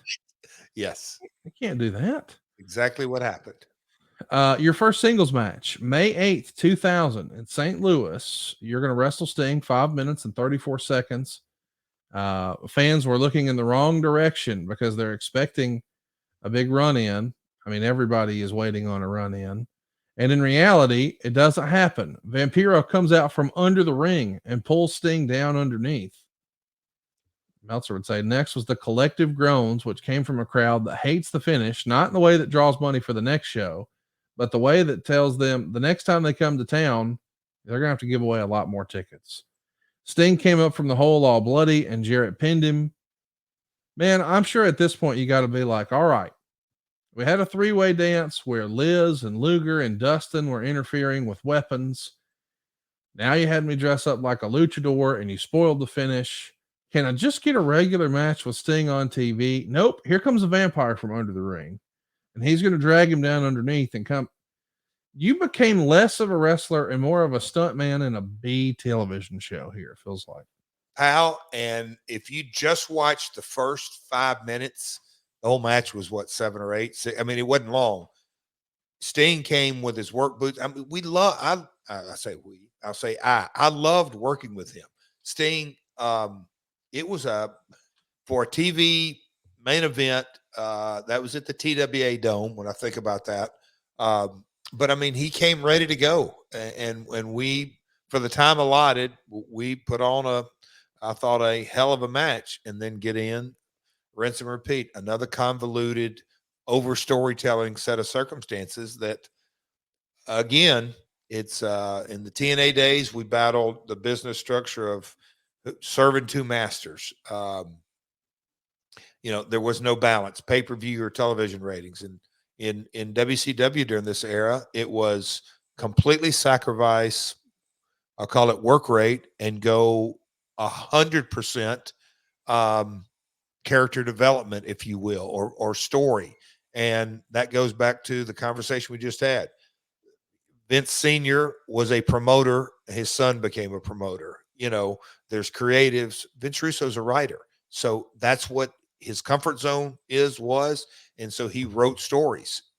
The matches became secondary. And this is a result, or one of the results. Let's talk about when the match that everybody's been wanting to see for a while finally happens. It's your first pay-per-view match at Halloween Havoc, and it's you and Sting. And what a story it is, because you guys go 14 minutes and 38 seconds. But of course, like everything in this era, there's a backdrop of outside interference. First, it's a guy dressed up as Sting from 1989, who Dave Meltzer says was actually Robbie Rage of the former tag team High Voltage. Sting's going to pound him to the stage and drop him with a Scorpion Death Drop on the ramp. And then out came Sergeant Pepper Sting, which is Steve Armstrong of 1990. And Sting gives him the Scorpion Death Drop on the ramp. And then here comes Wolfpack Sting, which is actually Wildcat Chris Harris. Sting gets the bat away, destroys him, does the Scorpion Death Drop on the ramp. And Jarrett hits Sting with the bat and gets the advantage. Sting's making the comeback, gets the Scorpion on, when the current Sting came from under the ring to drag him down. Sting came out, and the latest fake Sting was bloody. Then the lights went out, and Sting came down from the ceiling.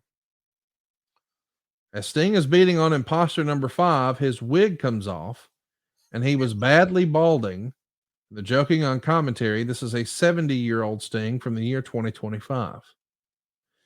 Sting gives future Sting the Scorpion Death Drop through the table, puts Jarrett in the Scorpion again, and now the current fake bloody Sting broke it up with a guitar shot, and the real Sting barely sold it. Jarrett then hit Sting with a second guitar shot for the pin, and real Sting seemed to bleed the hard way from Jarrett's guitar shot. Half a star.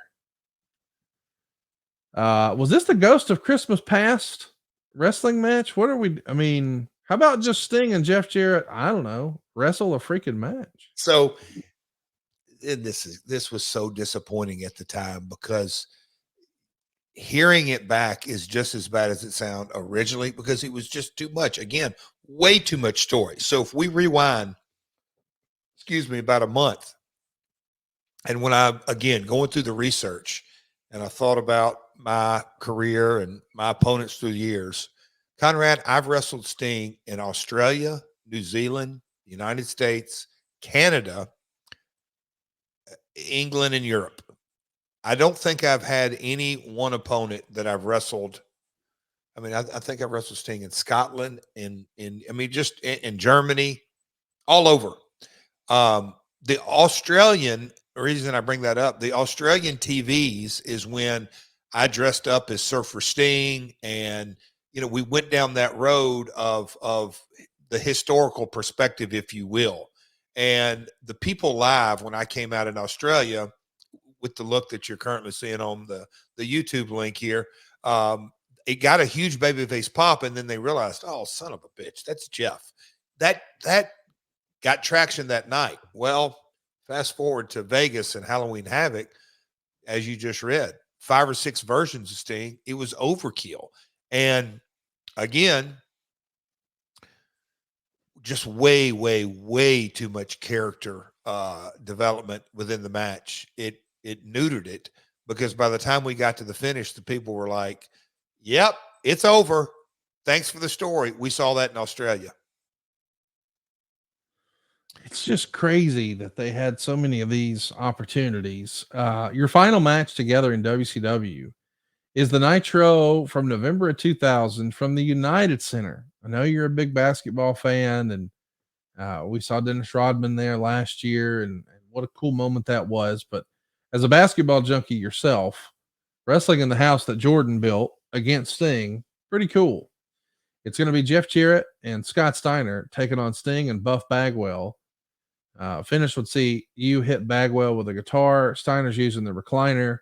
Quote, the absolutely ridiculous thing is there's all this debris from the broken guitar all over the ring, not to mention the explosion of a guitar shot just a few feet from the ref, and somehow we're supposed to believe he doesn't know about it. I've never really talked to you about that, but I know that you and we both understand there is a natural built-in suspension of disbelief in wrestling. But the idea that we're going to blow a guitar into a million pieces and the ref's not going to hear it, and he's going to turn around and he's not going to see all the little pieces. Are you okay with that? Is that one of those that you're comfortable with? Or do you think, hey, we need to do a little more, but that just wasn't what everybody wanted at the time? Well, another reason that I didn't like the WCW guitars, because they really did splinter into legitimately 30, 40 pieces. I mean, it was just, or maybe more at a time. The other guitar shots, they shatter, but I can't say there's a ton of debris. I like to, inside baseball, if I have the opportunity to kind of sweep out any of the big things. Yeah, I am a little bit of I try to be a little bit of a stickler where there's just not a boatload of evidence all the way where the referee's counting and he's actually worried about getting splinters in his hands. Yes, Conrad, I definitely have a problem with that, but sometimes you have to take the creative liberty. But I would prefer the guitar explode, but not in all those kind of pieces, and certainly not let it fall all over the mat where the referee have to count through it. So we know that WCW goes down, and we know, and we've talked about this actually, that you booked Sting for the first anniversary event of TNA. It goes down on June 18th, 2003. It would have been his first match here in the United States since the final edition of Nitro more than 2 years prior. He's going to team with the top TNA babyface at the time and the former NWA champion, Jeff Jarrett, against AJ Styles and a mystery partner who winds up being Sean Waltman. Now, we talked a lot about this in the archives. Be sure to check that out at myworldonyoutube.com. But you said on that show, if memory serves, old Stinger always had a soft spot for your dad. Is that the way you remember it? Going into the anniversary, the real short story is, and like you can get the complete story on all of our archives, but we wanted something big, and going to the Carters and like, hey, here's the idea. Don't even know if we can get him, but kind of a 1-year anniversary, a really big deal, and they were for it. And so talked to my dad, and my dad said, give it a shot, son. Give him a call. And as we get on the call, the niceties are out of the way, and how's life treating you? And hey, Jeff, how's your dad? Look, good. He's actually involved in this project, and oh, that's good. And hey, we want to talk about you, possibility, come making a shot. And as I told the story, Sting just one shot. This is no guarantee. That intrigued him, but the number one thing that intrigued him was he has always kind of looked and it told my father that, had it not been for Jarrett, where would his career have gone? And my dad always leans into cream always rises to the top. If you're good, you're going to succeed, period. There's not any one person that makes or breaks a guy's career. But Sting always had a soft spot or a respect spot. He's like, yeah, he didn't come cheap, so it was a payday for him, but it intrigued him. And I think he could kind of hear in my voice that we're a young upstart company, but you would be a huge shot in the arm for us. I think as a talent, that makes you feel good that, hey, I'm actually bigger than the brand. Let me help these guys out. And that was exactly the case. We know that it goes well, and you had actually spent some time with him working on those McManus WWA shows, and we finally get an idea that we're going to get Sting back. Meltzer would write, in the headline match of October 29th, 2003 TNA pay-per-view, Jeff Jarrett defeated Hacksaw Jim Duggan to retain the NWA World title. Duggan was a surprise opponent introduced by Jimmy Hart, who's portrayed as a babyface manager trying to get revenge against Jarrett for attacking him and Hulk Hogan in Japan. And the show closed strong, with Jimmy announcing next week he's bringing a new opponent to challenge Jarrett for the NWA title, Sting. It'll be Sting's first singles match for TNA and only his second in-ring wrestling appearance. Boy, what a transition. From June to now October, he's coming back, not in a tag, but in a singles. And boy, Jimmy Hart stepped up the competition. No disrespect to Hacksaw Jim Duggan. Sting's a big damn deal. How'd you get him to come back the second time here? Well, and I was just sitting there and you kind of referenced the McManus tours. When you kind of look at mine and Sting's career, obviously our working relationship started in WCW and the ins and outs, and we had a rhythm. And Andrew McManus, you fly from, Sting at that time, I believe was California, but I'm in Nashville. You fly from here to Auckland, New Zealand for one match. And then you get there, and I was elated. I knew obviously before I left that I was getting to work with Sting over there. So we had, I thought we had a really good match in New Zealand. And then you fast forward to the first match in TNA in the tag match. And then he had a taste of it. And so I think the comfort level was beginning to come back, if you will. And, I think him and Dixie hit it off from day one. And so my father, I think Sting kind of had, maybe for the lack of a better word, maybe by this time, maybe a little itch in the industry. And at this point, we were scratching it for him to get him to come back, because I think we brought him back and had maybe a 4-show deal. Oh man. But it was come back and we're going to do a couple of shows, I think was kind of the term. After the match, it's Sting does a promo and says he'll come back the following week. That match ended in a DQ because you used a chair on Sting. But afterwards, he grabs a stick and says, I'll come back next week, but only if AJ Styles would team with me. He had just turned babyface, so he accepts. And Jarrett says, great. My tag team partner will be Lex Luger. How fun is that? Yeah. Lex Luger and Sting in TNA. And in the early years, and look, it's documented, and our man Lex is a part of the ad-free family. Sting has they became friends in the late 80s.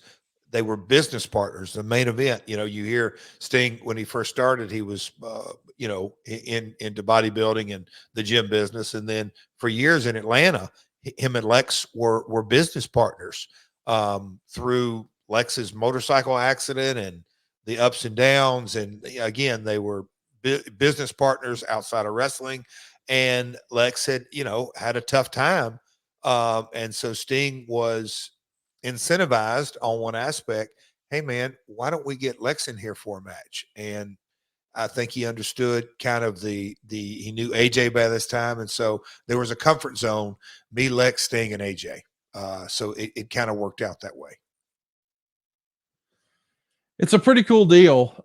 We know eventually there becomes lots of buzz that you guys might be working on a television deal with WGN, and Sting being a part of the roster would go a long way there. Meltzer would say you wouldn't even have to be a full-time wrestler, but clearly you start to get a little more buy-in for Sting to the point where he sits down with Mike Tenay and does an interview promoting his movie, Sting, The Moment of Truth. And he's going to return to TNA for quote unquote one night only as a special guest enforcer for the main event, which is a 4-way between AJ Styles, Abyss, Raven, and Ron Killings. Raven wins. And this is actually his last appearance in TNA for almost 2 years. Now, I know he was back here to promote the movie about his life and turning his life over to God, and how he turned his life around and all that stuff. But why is he gone for 2 years? JR would tell us over on his show, Grilling JR, in wrestling, it always comes down to the 2 C's, cash and creative. Is that what this was about? You needed a little more cash to be able to afford the Stinger? Be the first one, cash. Yeah, we were in that process of Fox Sports Net and or a little but yes, it was a cash flow situation that our international. I don't want to miss this. That when we had him on 6-8 episodes, and we were building the library, but when Jimmy Hart and kind of the flirting and those in the archives as well of Hulk Hogan on the show, not on the show, but when we had basically a who's who from Road Warriors and Kurt Hennig and Hacksaw Jim Duggan and Rick Steiner, and I mean, you kind of, the former ECW guys, when you kind of start building that library of a who's who, and you are out in the international market and you have all these names that are familiar, and we had Sting probably at this time, maybe 6-8 episodes. So it gave us some bandwidth in international markets that, this guy's on this episode. So again, we were about building that library, which was super important for us to start getting the international sales. Sting was a part of it. But at this time, we couldn't afford him on a weekly basis, but we certainly wanted him. Since he really became a part of it, we always wanted him. And that obviously we're about to get to. We got him to come on full time. In late 2005, when Spike TV picks up TNA as a replacement for WWE, who had just recently moved back to the USA Network, Doug Herzog, who was overseeing Spike, greenlights the idea to help subsidize bringing Sting into TNA to give them a quote unquote shot in the arm. And it's written in the Observer that Sting gets a $500,000 one-year guarantee, and he's actually going to be the top star in 2006. He's a Superman type character who's not a full timer, but he shows up from time to time, sort of like he did when he was at his peak creatively in 1997. How do you remember this deal coming together to bring Sting in? And is it true that Spike, Doug Herzog specifically, greenlights the idea of, we'll throw the Stinger 10 grand a week to show up every now and again? We did that deal at the time. Herzog was a notch up. It was Kevin Kay, ran the network. Brian Diamond was in there. Obviously, our executive in charge, Scott, longtime executive in charge, Scott Fishman. But they understood our position. They knew what they were paying us for the Saturday night show. And so it was a small rights fee, but they wanted to grow the brand. They understood, from the original pitch meeting with my father and David Sahadi and Dixie, and we're, selling the brand from day one. Networks want to know, okay, who are your brand names? Having Sting a part of it. And then as well, hey, how often can we get Sting? Well, it's kind of a dollars and cents deal. Well, can we help? Yeah, you certainly can. So my best recollection was Kevin went to Doug Herzog, and Doug Herzog said, yeah, I'll green light a talent. They call some folks a holding deal, but they did a talent contribution for Sting, and we're happy to do it. And I'll say this, it was money well spent. December 11th, 2005, as we're closing the lights on a big pay-per-view Turning Point, you're standing in the middle of the ring celebrating your victory over Rhino, The lights in the arena go out, and all of a sudden, images of a scorpion appear on the arena screens, along with the date, January 15th, 2006. And then a spotlight hits the ring, and there's a folding chair with Sting's signature trench coat, boots, and a black baseball bat right in the center of the ring. It's made official on the TNA website just 1 minute after midnight on January 1st, 2006. Hey, he's with us. Sting is officially a part of TNA. And on the January 15th Final Resolution pay-per-view, Sting and Christian Cage would defeat you and Monty Brown in a tag match where Sting gets the pin on you. This is got to feel like at that point the biggest acquisition in TNA history, no? Oh, so 06. Yeah. And I've kind of said this at different times at different eras.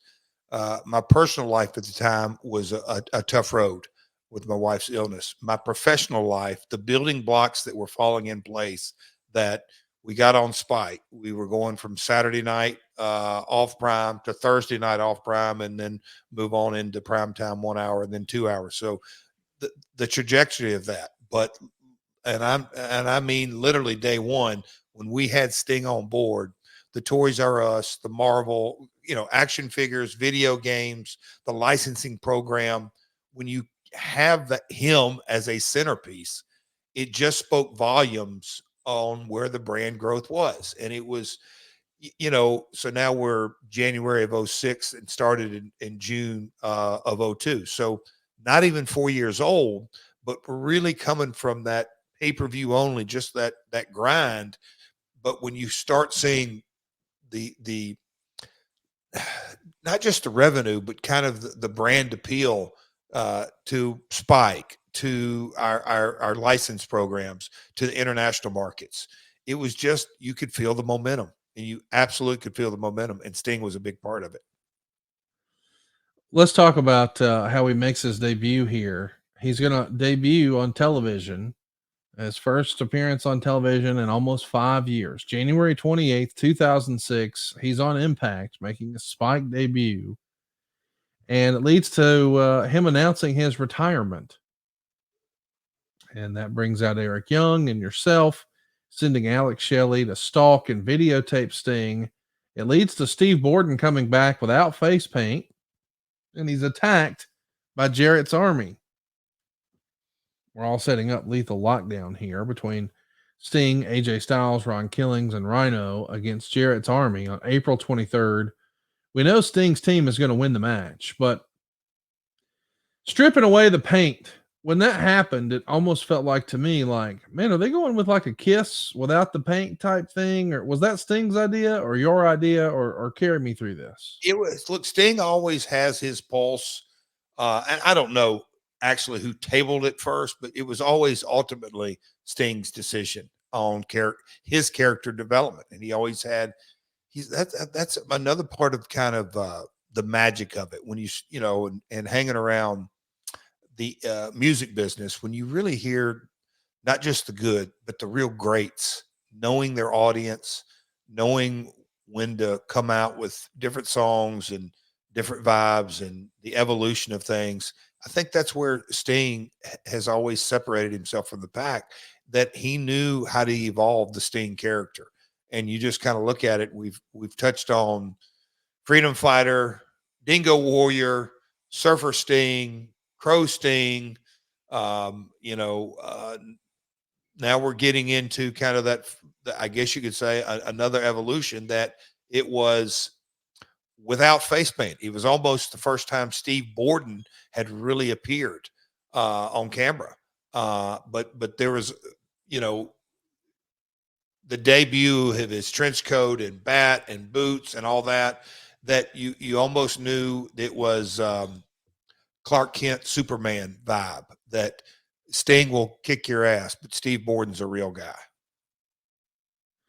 You guys hook it up in 2006, Hard Justice 06. It's billed as 8 months in the making. Of course, Christian is going to be helping Sting repeatedly throughout the match. And then finally he turns on Sting at the end of the match. Meltzer would say Jeff Jarrett and Sting were more than willing to follow the predictable 1999 WCW Thunder match formula that will carry them all the way to an expected October rematch. What do you think of that, where you have Christian involved? I mean, it does feel like, man, we're doing it again. And I know that we're storytelling and we got to get people to the next one, but we've yet to see just a regular, hey, let's have Steve Borden and Jeff Jarrett go tear it up and kick ass in a wrestling match. Why are we so heavy on the Christian piece here? Did you get outvoted or were you in favor of that? I'm sure ultimately my final decision, and back to the creative is subjective, but man, what a balance it is, because of our, I hate to beat this horse over and over and over. Are we going for ratings or buy rates?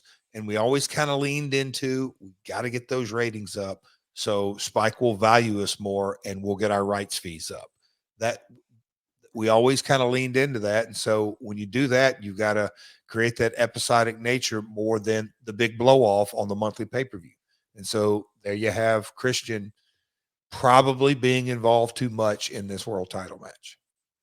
Not just that, but in kayfabe, in story, he interfered to help Sting over and over and over. What if one of those times it actually worked? Yeah. And he beat you? Bad Like creative right there. Yes. You could poke holes in that, but 1,000 holes. we know it didn't happen. He is going to have another match at Bound for Glory. This time he's going to put his career on the line as an added stipulation. It's the biggest pay-per-view of the year, of course, Bound for Glory 2006. Sting is going to end your NWA World Heavyweight title reign.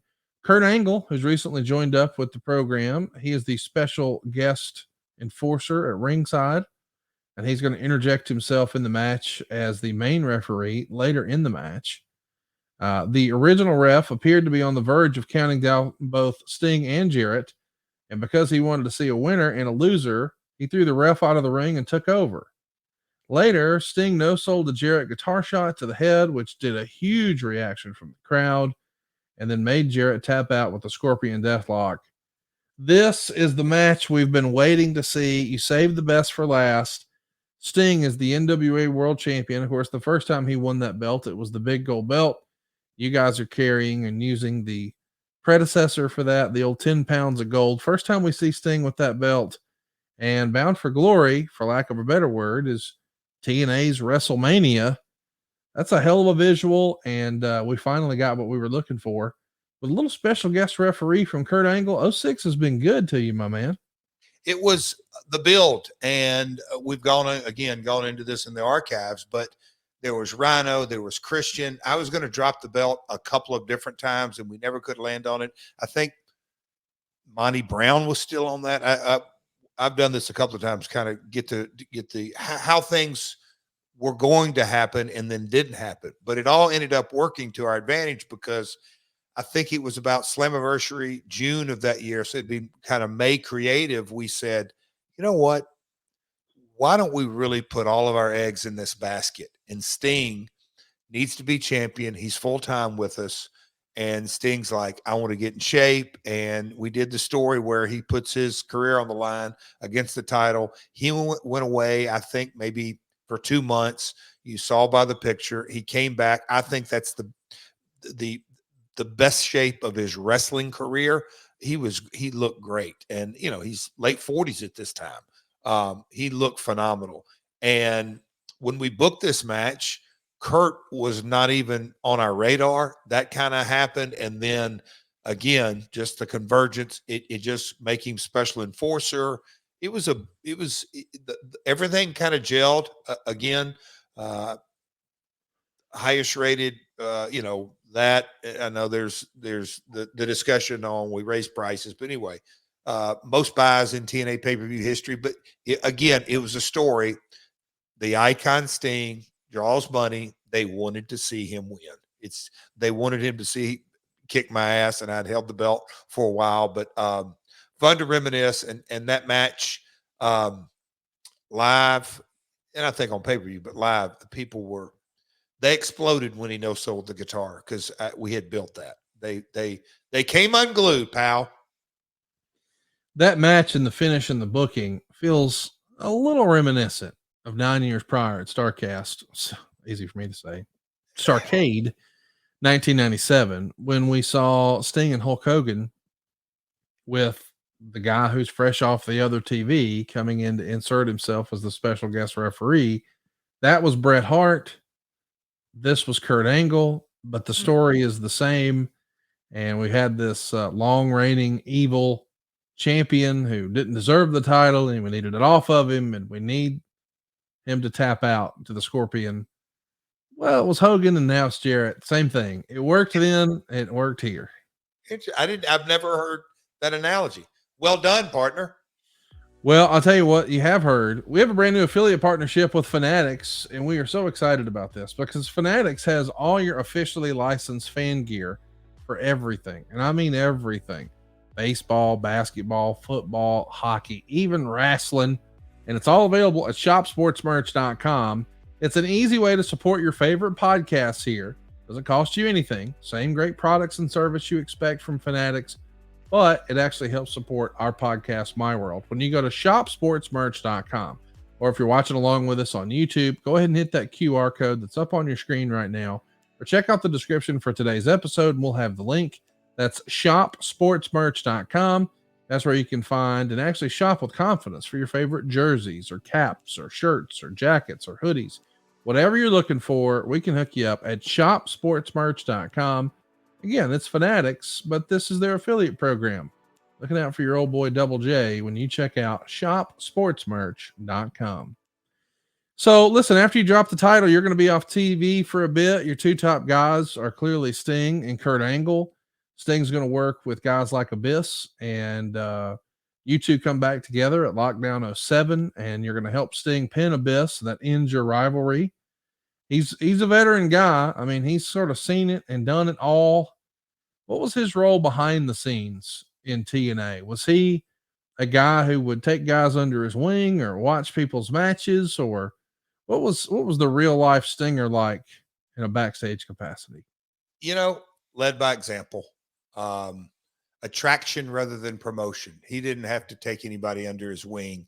I will say this. I think in TNA, his history of TNA, I think AJ's in that. But as far as Sting always liked to work, that's why I'm appreciative of the matches we had. But Sting, will tell you this, like he Big Van Vader. Sting liked bigger heels when he would work with him. And Abyss, I think, was maybe his favorite opponent. Bad as I hate to give him some props today, but no, him and Abyss really had some good matches. Abyss, the monster heel, if you will, that could take bumps, was right up Stinger's alley. But as far as his backstage role, again, just like he is today, leads by example. You better believe he's going to come to work. He's going to put out a hell of an effort. He's not going to cause drama. He's going to tell you no BS. If you ask him for advice, or a young guy say, "Hey, Stinger, will you watch my match?" Sting will go out of his way, watch his match, and give criticism. It's in the DNA of Steve Borton, just to his core. He's a good dude, man. Great businessman and a better person. Maybe the high watermark for his TNA run was the Main Event Mafia. We've been discussing that a lot here on the program. In hindsight, do you think Sting, how good of a fit was Sting for the Main Event Mafia? Does it work without him? I think it would work to a certain degree, but I think you take any one of those out of there, it's going to become lesser than.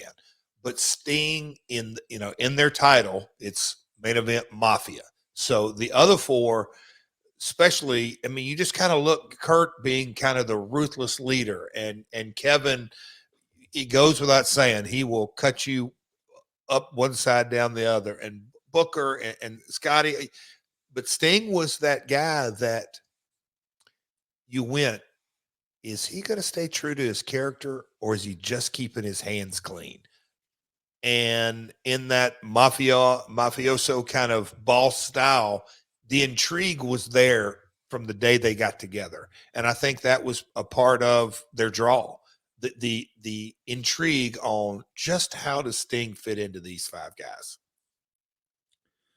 When you had your, we'll call it sabbatical from TNA, and we'll talk about that more in the future.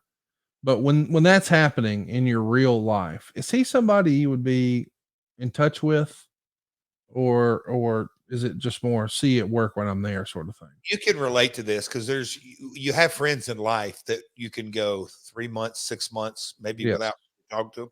But the minute you see them, you catch up, and a lot of things don't even have to be said to kind of know. Oh, okay, again, me and Sting go back to the mid '80s, but certainly the mid '90s. When I came back after that sabbatical, many people said, "Hey Jeff, good to see you." Sting, come back, look in the eye, shake his head, nod, and then with his eyes kind of pierce you and say, "Jeff, it's really good to see you. I'm glad you're back." And it's a different translation. He knew without saying a word the real deal. We'll be talking about the real deal another time. But today we're talking about Sting, of course. And I'm wondering, with the benefit of hindsight, this is a hypothetical, but if Sting hadn't had so much success in TNA, if this Sting experiment had not worked out, do you think the Carter family would have rolled the dice on bringing in Eric Bischoff and Hulk Hogan? Or do we need this one to pay off in order to think that we could stretch and do that one? That's a hell of a question to dissect because on the one hand, they weren't happy, although we were very profitable, contrary to what old critic Dave Meltzer has to say, but we were very profitable 07, 08, 09. So on the one hand, we're profitable, but they weren't happy. They wanted more. So that's kind of a catch-22. But I definitely think it leaned into, had Sting not have been a part of us being profitable, you're right, Connie. I think that's where you're going with it. They might have said, Stinger's salary hadn't worked out. If y'all want Hulk Hogan on board and the people that come with him, you better bark up that spike tree a little bit louder. We're not writing all these checks. Matter of fact, we're only going to write this much. So, well said. Without Sting's success, I'm not real sure that would have completely opened the door for Hulk. Sting winds up returning to TNA after taking some time off on the Monday Night Impact, which is going head to head with WWE in 2010. Review that episode in the archives. We've covered it.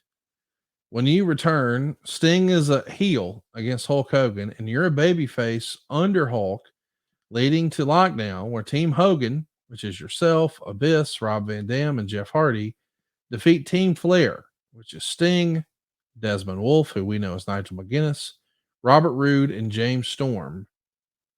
Was it odd after all that you've been through with Sting that you're now a babyface under Hulk Hogan and he's a heel under Ric Flair? That sounds weird even saying, doesn't it? Even weirder watching. Yeah. I mean, it was in the vein of, regardless of what the people thought, Hulk was going to do his creative exactly the way he wanted to. And for the most part, if the prior regime went left, he was going right. And this is kind of a perfect example of that. You think he's just by nature a contrarian? No, I think and this is what, where I have kind of compassion. And this is where I think it's so important to really know that you have to really understand this business. I think Hulk, at the end of the day, even a Hulk Hogan, was wanting to justify his salary.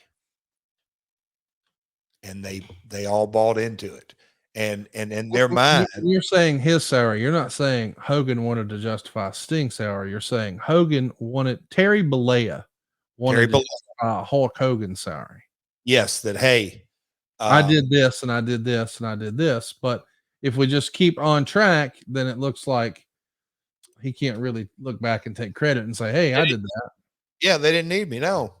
So I hate to say it, but I don't hate to say. I mean, whatever Jeff and company was doing, they thought The only way to demonstrate value is to be different than.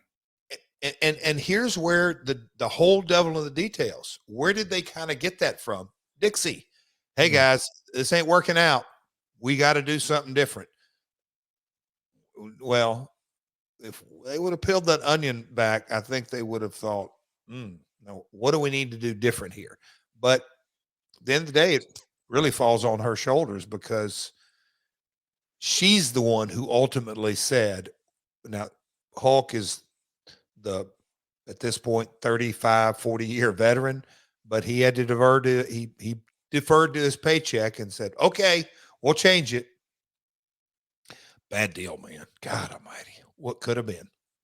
Can't wait to talk about all that in long form sometime. So stay tuned. We will get there because I have like 5 follow-up questions I want to ask right now, but we're talking about Sting. Let's talk about Sacrifice 2010. Sting's going to beat you in 12 seconds. Yep. They go backstage and you were bleeding badly. And the idea was that Sting had worked you over with a baseball bat. And then they used the bat to pop out your left shoulder. You're going to bring him out, or he's going to bring you out in front of fans over to the announcer's desk. You're bleeding all over the format of Mike Tenay's on his desk. He rams your head in the barricade, bat shot on the back of the leg. He's using the bat to work on the shoulder, and he gets the pin after the Scorpion Death Drop. And you're screaming in pain like your shoulder's been destroyed. Tenay's playing up how Jarrett has 3 daughters and how horrible this is. And the people weren't buying it at all, according to Dave Meltzer. In fact, they were cheering Sting while this was going on. Jarrett is put on a stretcher. There's no reaction. Sting then knocks him off, which gets some cheers, but a few boos too. Hulk Hogan comes out for his only appearance on the show, and Sting is laughing at Hogan. I think people sort of forget that although it was few and far between, Sting was a heel. Although, if you listen to the crowd, everybody wanted to see Double J toad an ass whooping. There was residual heat there for you, my man. Oh, but the 12-second defeat was 1,000% my call. And the reason being was, I'm like, guys, do y'all understand if we go out there and actually try to have a match, there's 0 chance that you're going to like the result because they're going to boo me and cheer Sting. You cannot erase history, and the story is not even close to being there. So let's make Sting a kick-ass heel in a concise time. Again, this is all Hogan wanting to build for Sting versus Hogan. Hulk being the babyface, Sting being the heel. So I said, just make him a monster kick-ass heel and destroy me in as quick as possible, as you know, and we'll do juice and the whole 9 yards. And that's a whole different deal. You get color when the camera's not even rolling, Connie, and it's all right, we're coming to you in 2 minutes, in 1 minute. Oh boy, here we go. And Sting's got to start kicking my ass. But that was the story that I proposed, that ultimately the only real thing that kind of got him a little heat is when he pushed me off the stretcher. The 1, 2, 3 was like, and I knew it. Sting knew it. We all knew it. The people are going to be like, what the? That's all we get? Like a 3-second. I mean, there was no match. And I said, this is more of an angle. But I think if we try anything other than this, they are really going to be popping for Sting. And I don't think we want that. Nobody did. So that was my version of making chicken salad out of Conrad. You come back at Slammiversary 8 and you're going to call Sting his world title, and you're going to have him drop it to Rob Van Dam here. Sting is going to assault you for revenge. Dixie suspends him for 30 days, and when Sting comes back, he's got red face paint, which shows once again, hey man, a lot more to this character anytime we want to. Eventually, you turn heel at Bound for Glory when you leave your tag partner, Samoa Joe, to get beaten by Sting, Kevin Nash, and the Pope. And, of course, at the end of Bound for Glory, Sting is proven right about Hulk Hogan and Eric Bischoff. He was right all along. You join Hulk and Eric, along with Jeff Hardy and Abyss. They are they. So you guys are they. THEY. They're much- here. Almost everybody switches roles here. It's a lot. And that really ends your involvement with Sting. He's going to reinvent himself again as the Joker. And he's going to be introduced and inducted into the TNA Hall of Fame in 2012. Real quick, the button on that, and there's a piece on that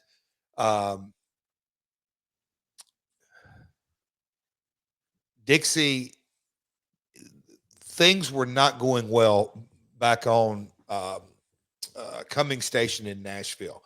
So the story was made to write me and Karen off TV. And storyline purposes, Sting fired us.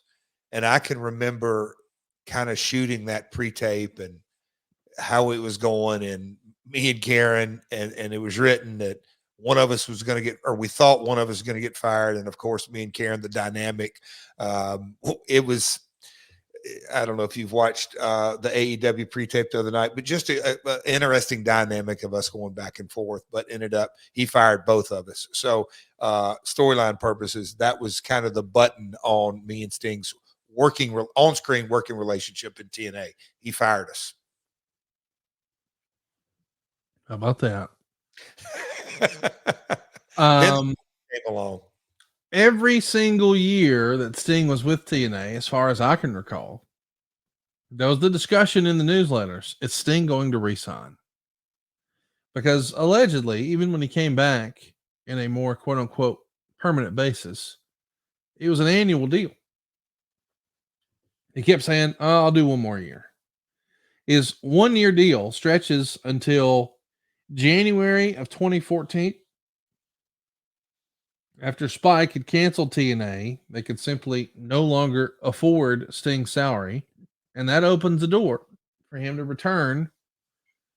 I guess not return, to go to WWE. I know you weren't doing anything with TNA at the time, but were you surprised to see Sting finish up on a taped 2-week Genesis show here where Magnus beat him week 1 and EC3 beat him week 2, and fans here in Huntsville are chanting The Undertaker? And you fast forward later that very same year, several months later, he shows up on WWE TV at a pay-per-view. What do you remember? What do you remember thinking when you saw, okay, it's finally happening, Sting's in WWE? Well, in 2013, when me and Toby were trying to back Controlling Interest, that was a kind of a part of the discussions. And the payables, and again, that's for another time, and we've covered it, that, you know, the death spiral of TNA finances in 13. I knew Sting wasn't going to be re-up unless it was unless new ownership came in. There was zero chance. I don't think he knew that, because I don't think, wasn't my place to tell him that. It was the Carters. You know, I knew all that. But when everything went down, and not long after that, AJ, and just, you know, the dismantling, if you will, of the TNA as we knew it, or at that time, the Impact Wrestling. But when I heard he was going to WWE, Connie, and I know you can relate to this, the fanboy in me came out, because it was one dream match that I thought, in the hands of the WWE machine, would be Huge. I don't even think it do it justice, but just because it would truly be one of those, we never thought we would get to see this. And I've said many times, Shawn Michaels, when you have a big money match, you better believe he's going to over deliver. I put Mark Calloway, different kind of match, but in the same category. When you have big money matches, it's Taker, he over delivers. And I thought, man, oh man, Sting is going to get to have the match of his career. It will be maybe the pinnacle of it, just because of character against character and promotion against promotion. And again, the fanboy in me, the match we never thought we would ever get to see. And we never did. We never did. Damn and shame. I understand. It is a shame, but I understand why we didn't. I mean, in that era, it's not like either one of these guys are going out and having their best match ever. I do think if we could have told a cinematic match like we enjoyed, maybe as one of the only bright spots of the pandemic era of WWE. But if it was like Sting and The Undertaker in a cinematic match, boy, I could get really excited about that. But I kind of do understand why it never happened. Something I'll never understand, though, is why his first opponent was Triple H. I understand that Triple H was the authority, and that is maybe why he debuted at Survivor Series 2014, because, hey, I'm going to come in and be one of the top baby faces, and I'm going to go for, this heel evil boss management, whatever. Okay. But when they wrestled at WrestleMania, and the culmination of the story is not that the good guy beats the bad guy in the authority. Instead, we pivot and it becomes about, well, Sting's good friends with the black and white NWO. What? Since when? And now it's going to be NWO versus DX. I'll never forget being at that show when I was fortunate enough to be backstage. And there's a talent who is pretty big name talent, doing a lot of really cool things outside of WWE now, who was sitting on a TV box watching, and he could not believe what we just saw. Interesting. I'll tell you off air who, I shouldn't say their name here, but yeah. When you saw, Sting didn't win at WrestleMania, was that a head scratcher for you, or did you think they made the right call?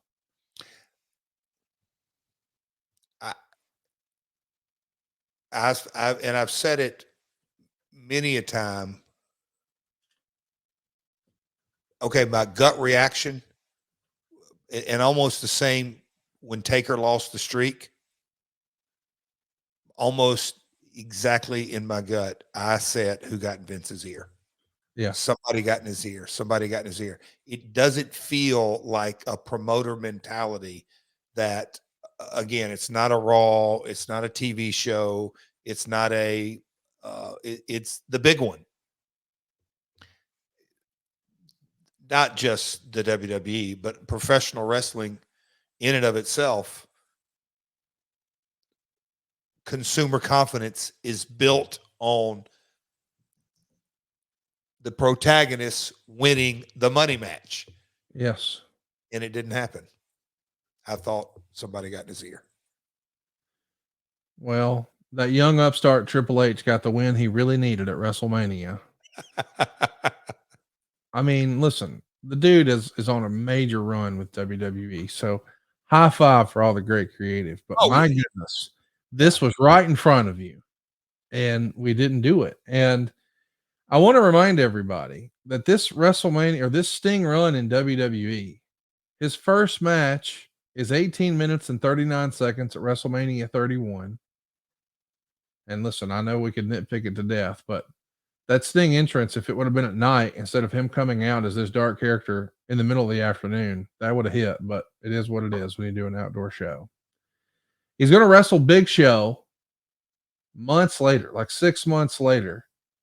They go 1:45 at the Forum in Memphis on Monday Night Raw. And then there's a dark match where he teams with John Cena to take on Seth Rollins and Big Show. And then, of course, 6 days later is the big pay-per-view, Seth Rollins versus Sting, 15 minutes and 20 seconds, Night of Champions 2015 in Houston, Texas. And that's where Sting suffered that injury. And that was Sting's last match. So you had one TV match, one dark match, and then Seth beat him and Hunter beat him. Let me just say, I am so thankful. In a loud and clear voice, send me your hate tweets. I'm ready for it. At Hey, it's Conrad Thompson over on IG. At Hey, it's Conrad on Twitter. I'm so thankful that Tony Khan got Sting back into wrestling for a proper send-off. Say what you want about AEW or Tony Khan. You don't know him as you're shitting on him. Just want to remind everybody that. But you could be critical of his booking or this or that or whatever. And whatever. Okay. I get it. I think we can all agree if you're a wrestling fan, not an AEW fan, not a WWE fan, if you're a wrestling fan, this is a much better send off than what we got and a much better use than what we saw of Sting in WWE. I mean, it's kind of hard to imagine he was there for that long and that many matches and was used really that poorly. And I understand there's a lot of tribalism in wrestling right now, but I don't think it can be debated. This was a much better use of Sting to the point where even you said this might be your favorite run of his so far.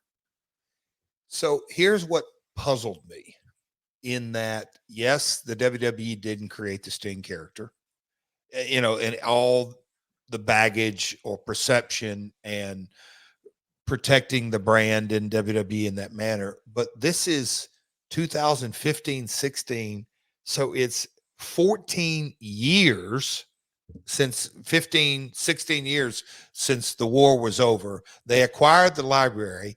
Hulk and Rock had that whole set of circles. They had multiple kind of iterations through it all in that, and Sting's the easiest guy to do business with. So I don't ever for a minute think that it was a political Sting rubbed somebody the wrong way type deal. And he had been at TNA, I believe. Yeah, I know we'll get into the NWA, WCW, but he had been at TNA off and on from 2002 to 2013. So 10 or 11 years. I just never understood the psychology of not monetizing Stinger the way I think that was laid out on a silver platter. But with that being said, it was a different WWE from 2014 to 2018. It was just different. I really wonder. Shout out to well, I don't know if I should say their names, but I'm friends with some guys at 2K. And I wonder, I mean, the way it feels like to me is they had an idea saying, boy, if we could figure out a way to put Sting in a WWE video game, boy, that'd sell a lot of video games. And so since 2K probably has a pretty sweetheart deal with WWE, one of their major licensees, if they went and they said, hey, we really want to do this, WWE wants to keep the licensee happy.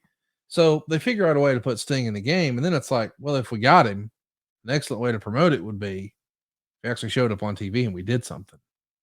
So he shows up on TV, does the thing with Triple H, and then it feels like, okay, well, now we kind of got to do a match. But maybe they thought he's not sticking around. Triple H is as this evil authority, but it's not like Triple H was wrestling on a regular basis then. No. I'm not saying he couldn't get himself in WrestleMania shape and all that jazz. I'm not saying he didn't make special appearances. He did. But it wasn't like, I don't know. I don't think it would have hurt anything for Sting to win. I know it wouldn't have. Would have been fine. But I almost feel like, as you said, since they didn't create the Sting character, because we've heard forever and ever that Vince really wanted to push his own creations. I'm not saying that. I'm just saying that's what we've all heard. But this almost feels like he wanted to placate a licensee and then was like, okay, we'll do it, but we're going to beat him. I was going to say, yeah. And then we'll control our destiny that way. You won't tell me what to do. I'm in control. Yes. I'll give you your guy, but then I'm going to squash him. Exactly. But like that all happened for a video game. Like the thing the logic in that to me is, hey, wait a minute. If they're right and they think that Sting being on this will sell a lot more video games, play that tape all the way through. It also means he could sell a lot more tickets. He could sell a lot more merch. He could sell a lot more pay-per-view. But like Conrad, the mystery of life, there's some questions we'll never answer, because had he gone out in a blaze of glory in WWE, we wouldn't be sitting here today having the opportunity for him to wrestle in Greensboro this Sunday in the same, it's full circle in so many different ways. In his last TV appearances on TBS and TNT, just like what's best for Sting. Well, his ways are higher than our ways, and I'm not talking about Sting. So you never know, but it was damn sure a head scratcher in 16, 17, and 18. But here we are in 2024 on the home stretch after an incredible undefeated 2-year run. Again, from my personal perspective, Conrad, and this is something I was going to share, I don't think I've shared this with anybody, that the circumstances, we won't even open up that can of worms, but Ric Flair last match and my WWE situation took a couple of left turns, and the opportunity presented itself at AEW. Did I tell you that I called Stinger before I progressed on anything? No.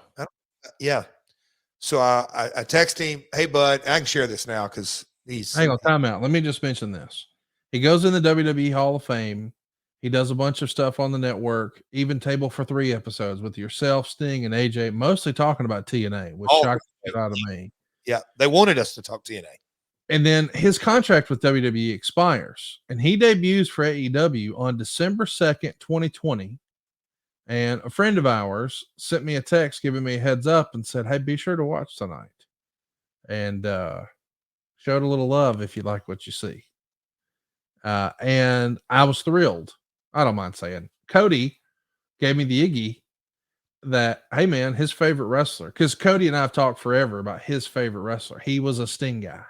Whereas I was a Hulk Hogan kid, he was a Sting kid. Okay. And so he was so excited. Oh, my God, Sting's here. And he's debuting tonight. And it was a really cool moment. And then fast forward now, as we get closer to like November 2022, a few months after Ric Flair's last match, you're no longer with WWE. You have an opportunity with AEW. You pick up the phone, call your old pal, Steve Borden, who's been there now at that point for almost 2 years. And what's he say? Well, the conversation was, Sting, nothing's happened. There's been literally one preliminary call of, yeah, I'm actually available. Yep. On their side, on my side, I'm available. Really? Yep, I'm available. On their side, hey, we're interested. Okay, let's not rush into anything. So I'm like, That's weird. We were both the feeling out stage because everything, you just see how it went. And I had a conversation with Sting. He's like, oh, wow, Jeff. And we talked, and I won't share any of that, but we just had a great catch-up call. And then I'll just say this. Sting said, Jeff, I'll call you back. And he called me back a couple of days later, and he said, I hope to see you soon. So he I guess you can say he validated, he vouched for you.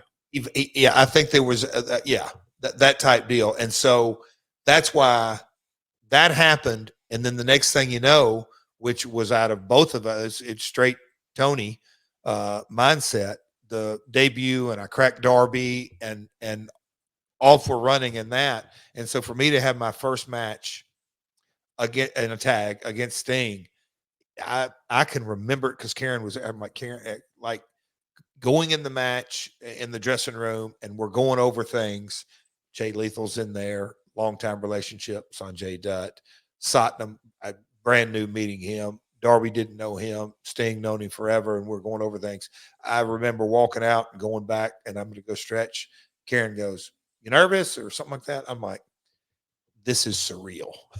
Yeah. This is really surreal that I'm about to go out there and me and Sting are in a tag. It was really surreal for me. It's pretty crazy, that you're here dressed up as Sting. That you got to do all of that again. It was WCW all over again. Super fun.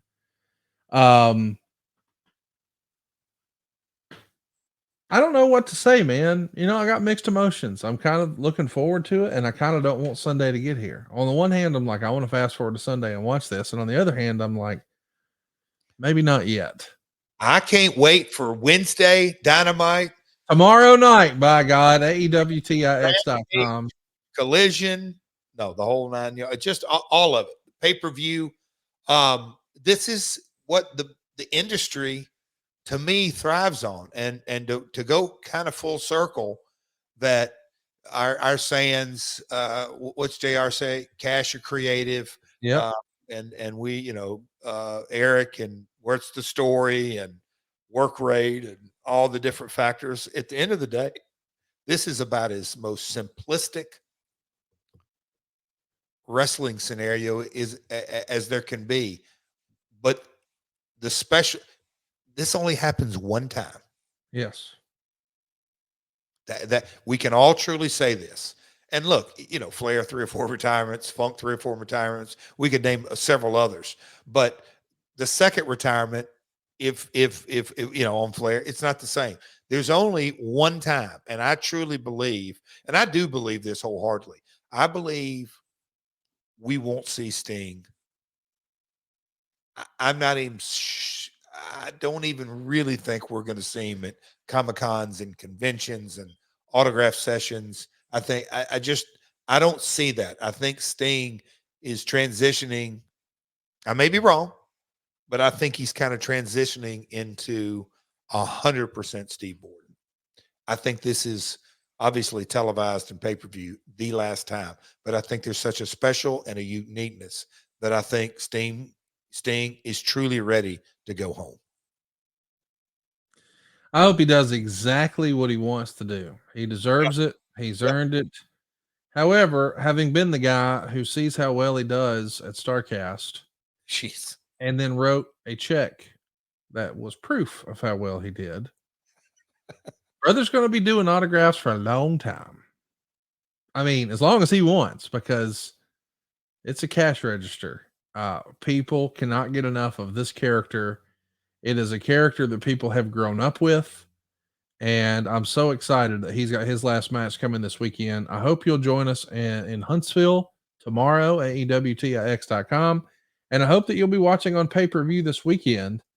He announced this retirement on October 18th, 2023. And here we are, March 3rd. It's all coming to an end. Let's do a few questions here, then we'll put a bow on this one. Lopez wants to know, what's a piece of advice from Sting, either in the ring or out of the ring, that you will always carry with you, whether it was personal or professional? There was a couple of times in my sobriety, well, even before that, but no, Sting would always just say, Jeff, just be you. I mean, and I say that even in the TNA days, get Sting on the phone or at the building and say, hey, Sting, can we sit down? Let's kind of go over the next 3 months of creative. And you always want to be diplomatically, because I held him, with my father's relationship with him, and held him high esteem. He's a few years older than me. So always respected him, looked up to him. And sometimes you get into the delivery of whatever you're saying, and Stinger would go, hey, Jeff, just be you. Tell me what you got on your mind, just as real as can be. So that, and he's told me that in different scenarios, business, non-business, just in life. So I carry that with me. Great answer. Francis Reyes wants to know, what's the main thing that people are surprised about when they meet Steve?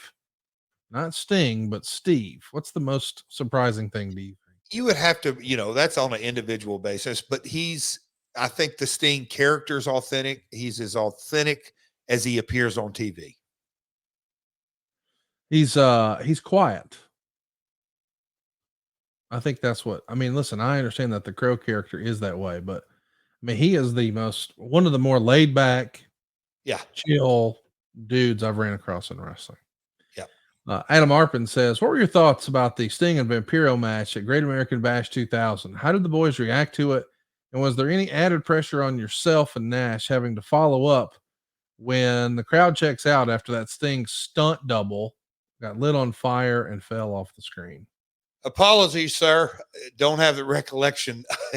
It's hard enough for me to remember all my matches, but a Sting Vampiro match, don't have a lot of recollection for that. I apologize. Well, they had a guy dress up like Sting, set him on fire, and pushed him off the TV. So it's the Russo era, baby. Sam Rosenthal says, Sting was one of the most loyal to WCW across time. Why do you think he didn't go to WWE sooner? Did you ever talk to him about this? I think Sting understood his character, and I don't want to call it the comfort zone, but there is familiarity, but he has a knack, like iconic musicians. He knew what was best for the Sting character and always leaned into that. Into the TNA years, let's do a 1-year deal. I don't want to wear up my welcome. I don't want to force things. I want to get the most money that I can as well. He's extremely loyal, but figured out how to be diplomatically selfish in a positive way. He always did what was best for Sting. And that was a lot of times what was best for the promotion. Mr. Moxley says, you've done a great job laying out what Sting meant for TNA's overall revenue. Why do you think, despite being a legend and huge star, he was so rarely able to be a difference maker at selling pay-per-views and tickets? Is it just wrong places, or was his character hard to book? Of course, you and I talked a lot about how much he meant to the business as far as licensees and shelf space with toys and things like that. But as far as pay-per-view, we've often scratched our head about how did we have 2 million people watching and 30,000 buying pay-per-view? Did you think it was hard creatively to tell stories with Sting? I mean, were fans just excited to see him regardless of what the story was? He's a fantastic Joker, main event Mafia. I mean, through his whole career, he's I don't say easy, but yeah, you can tell a lot of stories. Again, I'm going back to 2 factors. Do we defer to ratings, which Sting helped us in ratings, multiple deals, and then pay-per-views when we really laid into Sting, Jeff Jarrett, career versus title, it sold buys. But Hulk Hogan on down, quote unquote, didn't per se move the needle. I also want to go into, and there's a couple of studies out now on how streaming services and just how the world, I call it the Apple wallet generation. We didn't have that from 06 to 13. It was just a different era. So the pay-per-view, there were probably a lot more people pirating our shows than paying for them. That's not an excuse. I just think that's a reality due to technology. So it wasn't a Sting issue. It was a TNA issue. Richard Land, who helps us with a lot of our research here and runs the history of WWE.com, has a great question for you. He says, Jeff, have you ever thought about a second career just cosplaying as other wrestlers? In doing research for the show for a while now, I've never known someone to dress up as others as much as you. You've done Sting and the Villanos, as we talked about today.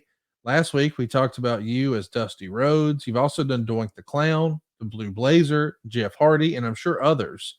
Is there anyone you would like to cosplay that you haven't done already? Oh, gosh. You'd have to throw some out there, but I enjoy that. I think it kind of fits into, you said the Doink thing. I could remember when they laid that out to me, and I just was like, do what? And then as I'm going, I can see this. I like to immerse myself in a character. The Jeff Hardy one was a blast doing. I don't know. I got one. If Okada does indeed sign with AEW one day, I don't know what he's going to do, but if he did, it would be awesome if you threw on that Kato mask. Okay. Strutted ass down there doing your best Kato and TNA. Let's do it, pal. Let's do it. Next week, boys and girls, we're going to be talking about one of the most infamous times in TNA history. When CM Punk fought Teddy Hart, the White Trash Cafe. We'll also talk about Don Callis leaving TNA to First America's X Cup, China being teased, Terry Funk, Dustin Rhodes, Roderick Strong, Petey Williams, Fox Sports Net, Ring of Honor, Major Controversy, ICP. We're talking all things from TNA 20 years ago. In the meantime, if your business is looking to target men 25 to 54 years old, there's no better place to advertise than right here with us. We got those dudes. It's a super targeted audience, so there's very little waste. That's why you hear some of the same ads over and over. Find out how affordable it can be for us to go to work for you at advertisewithjarrett.com.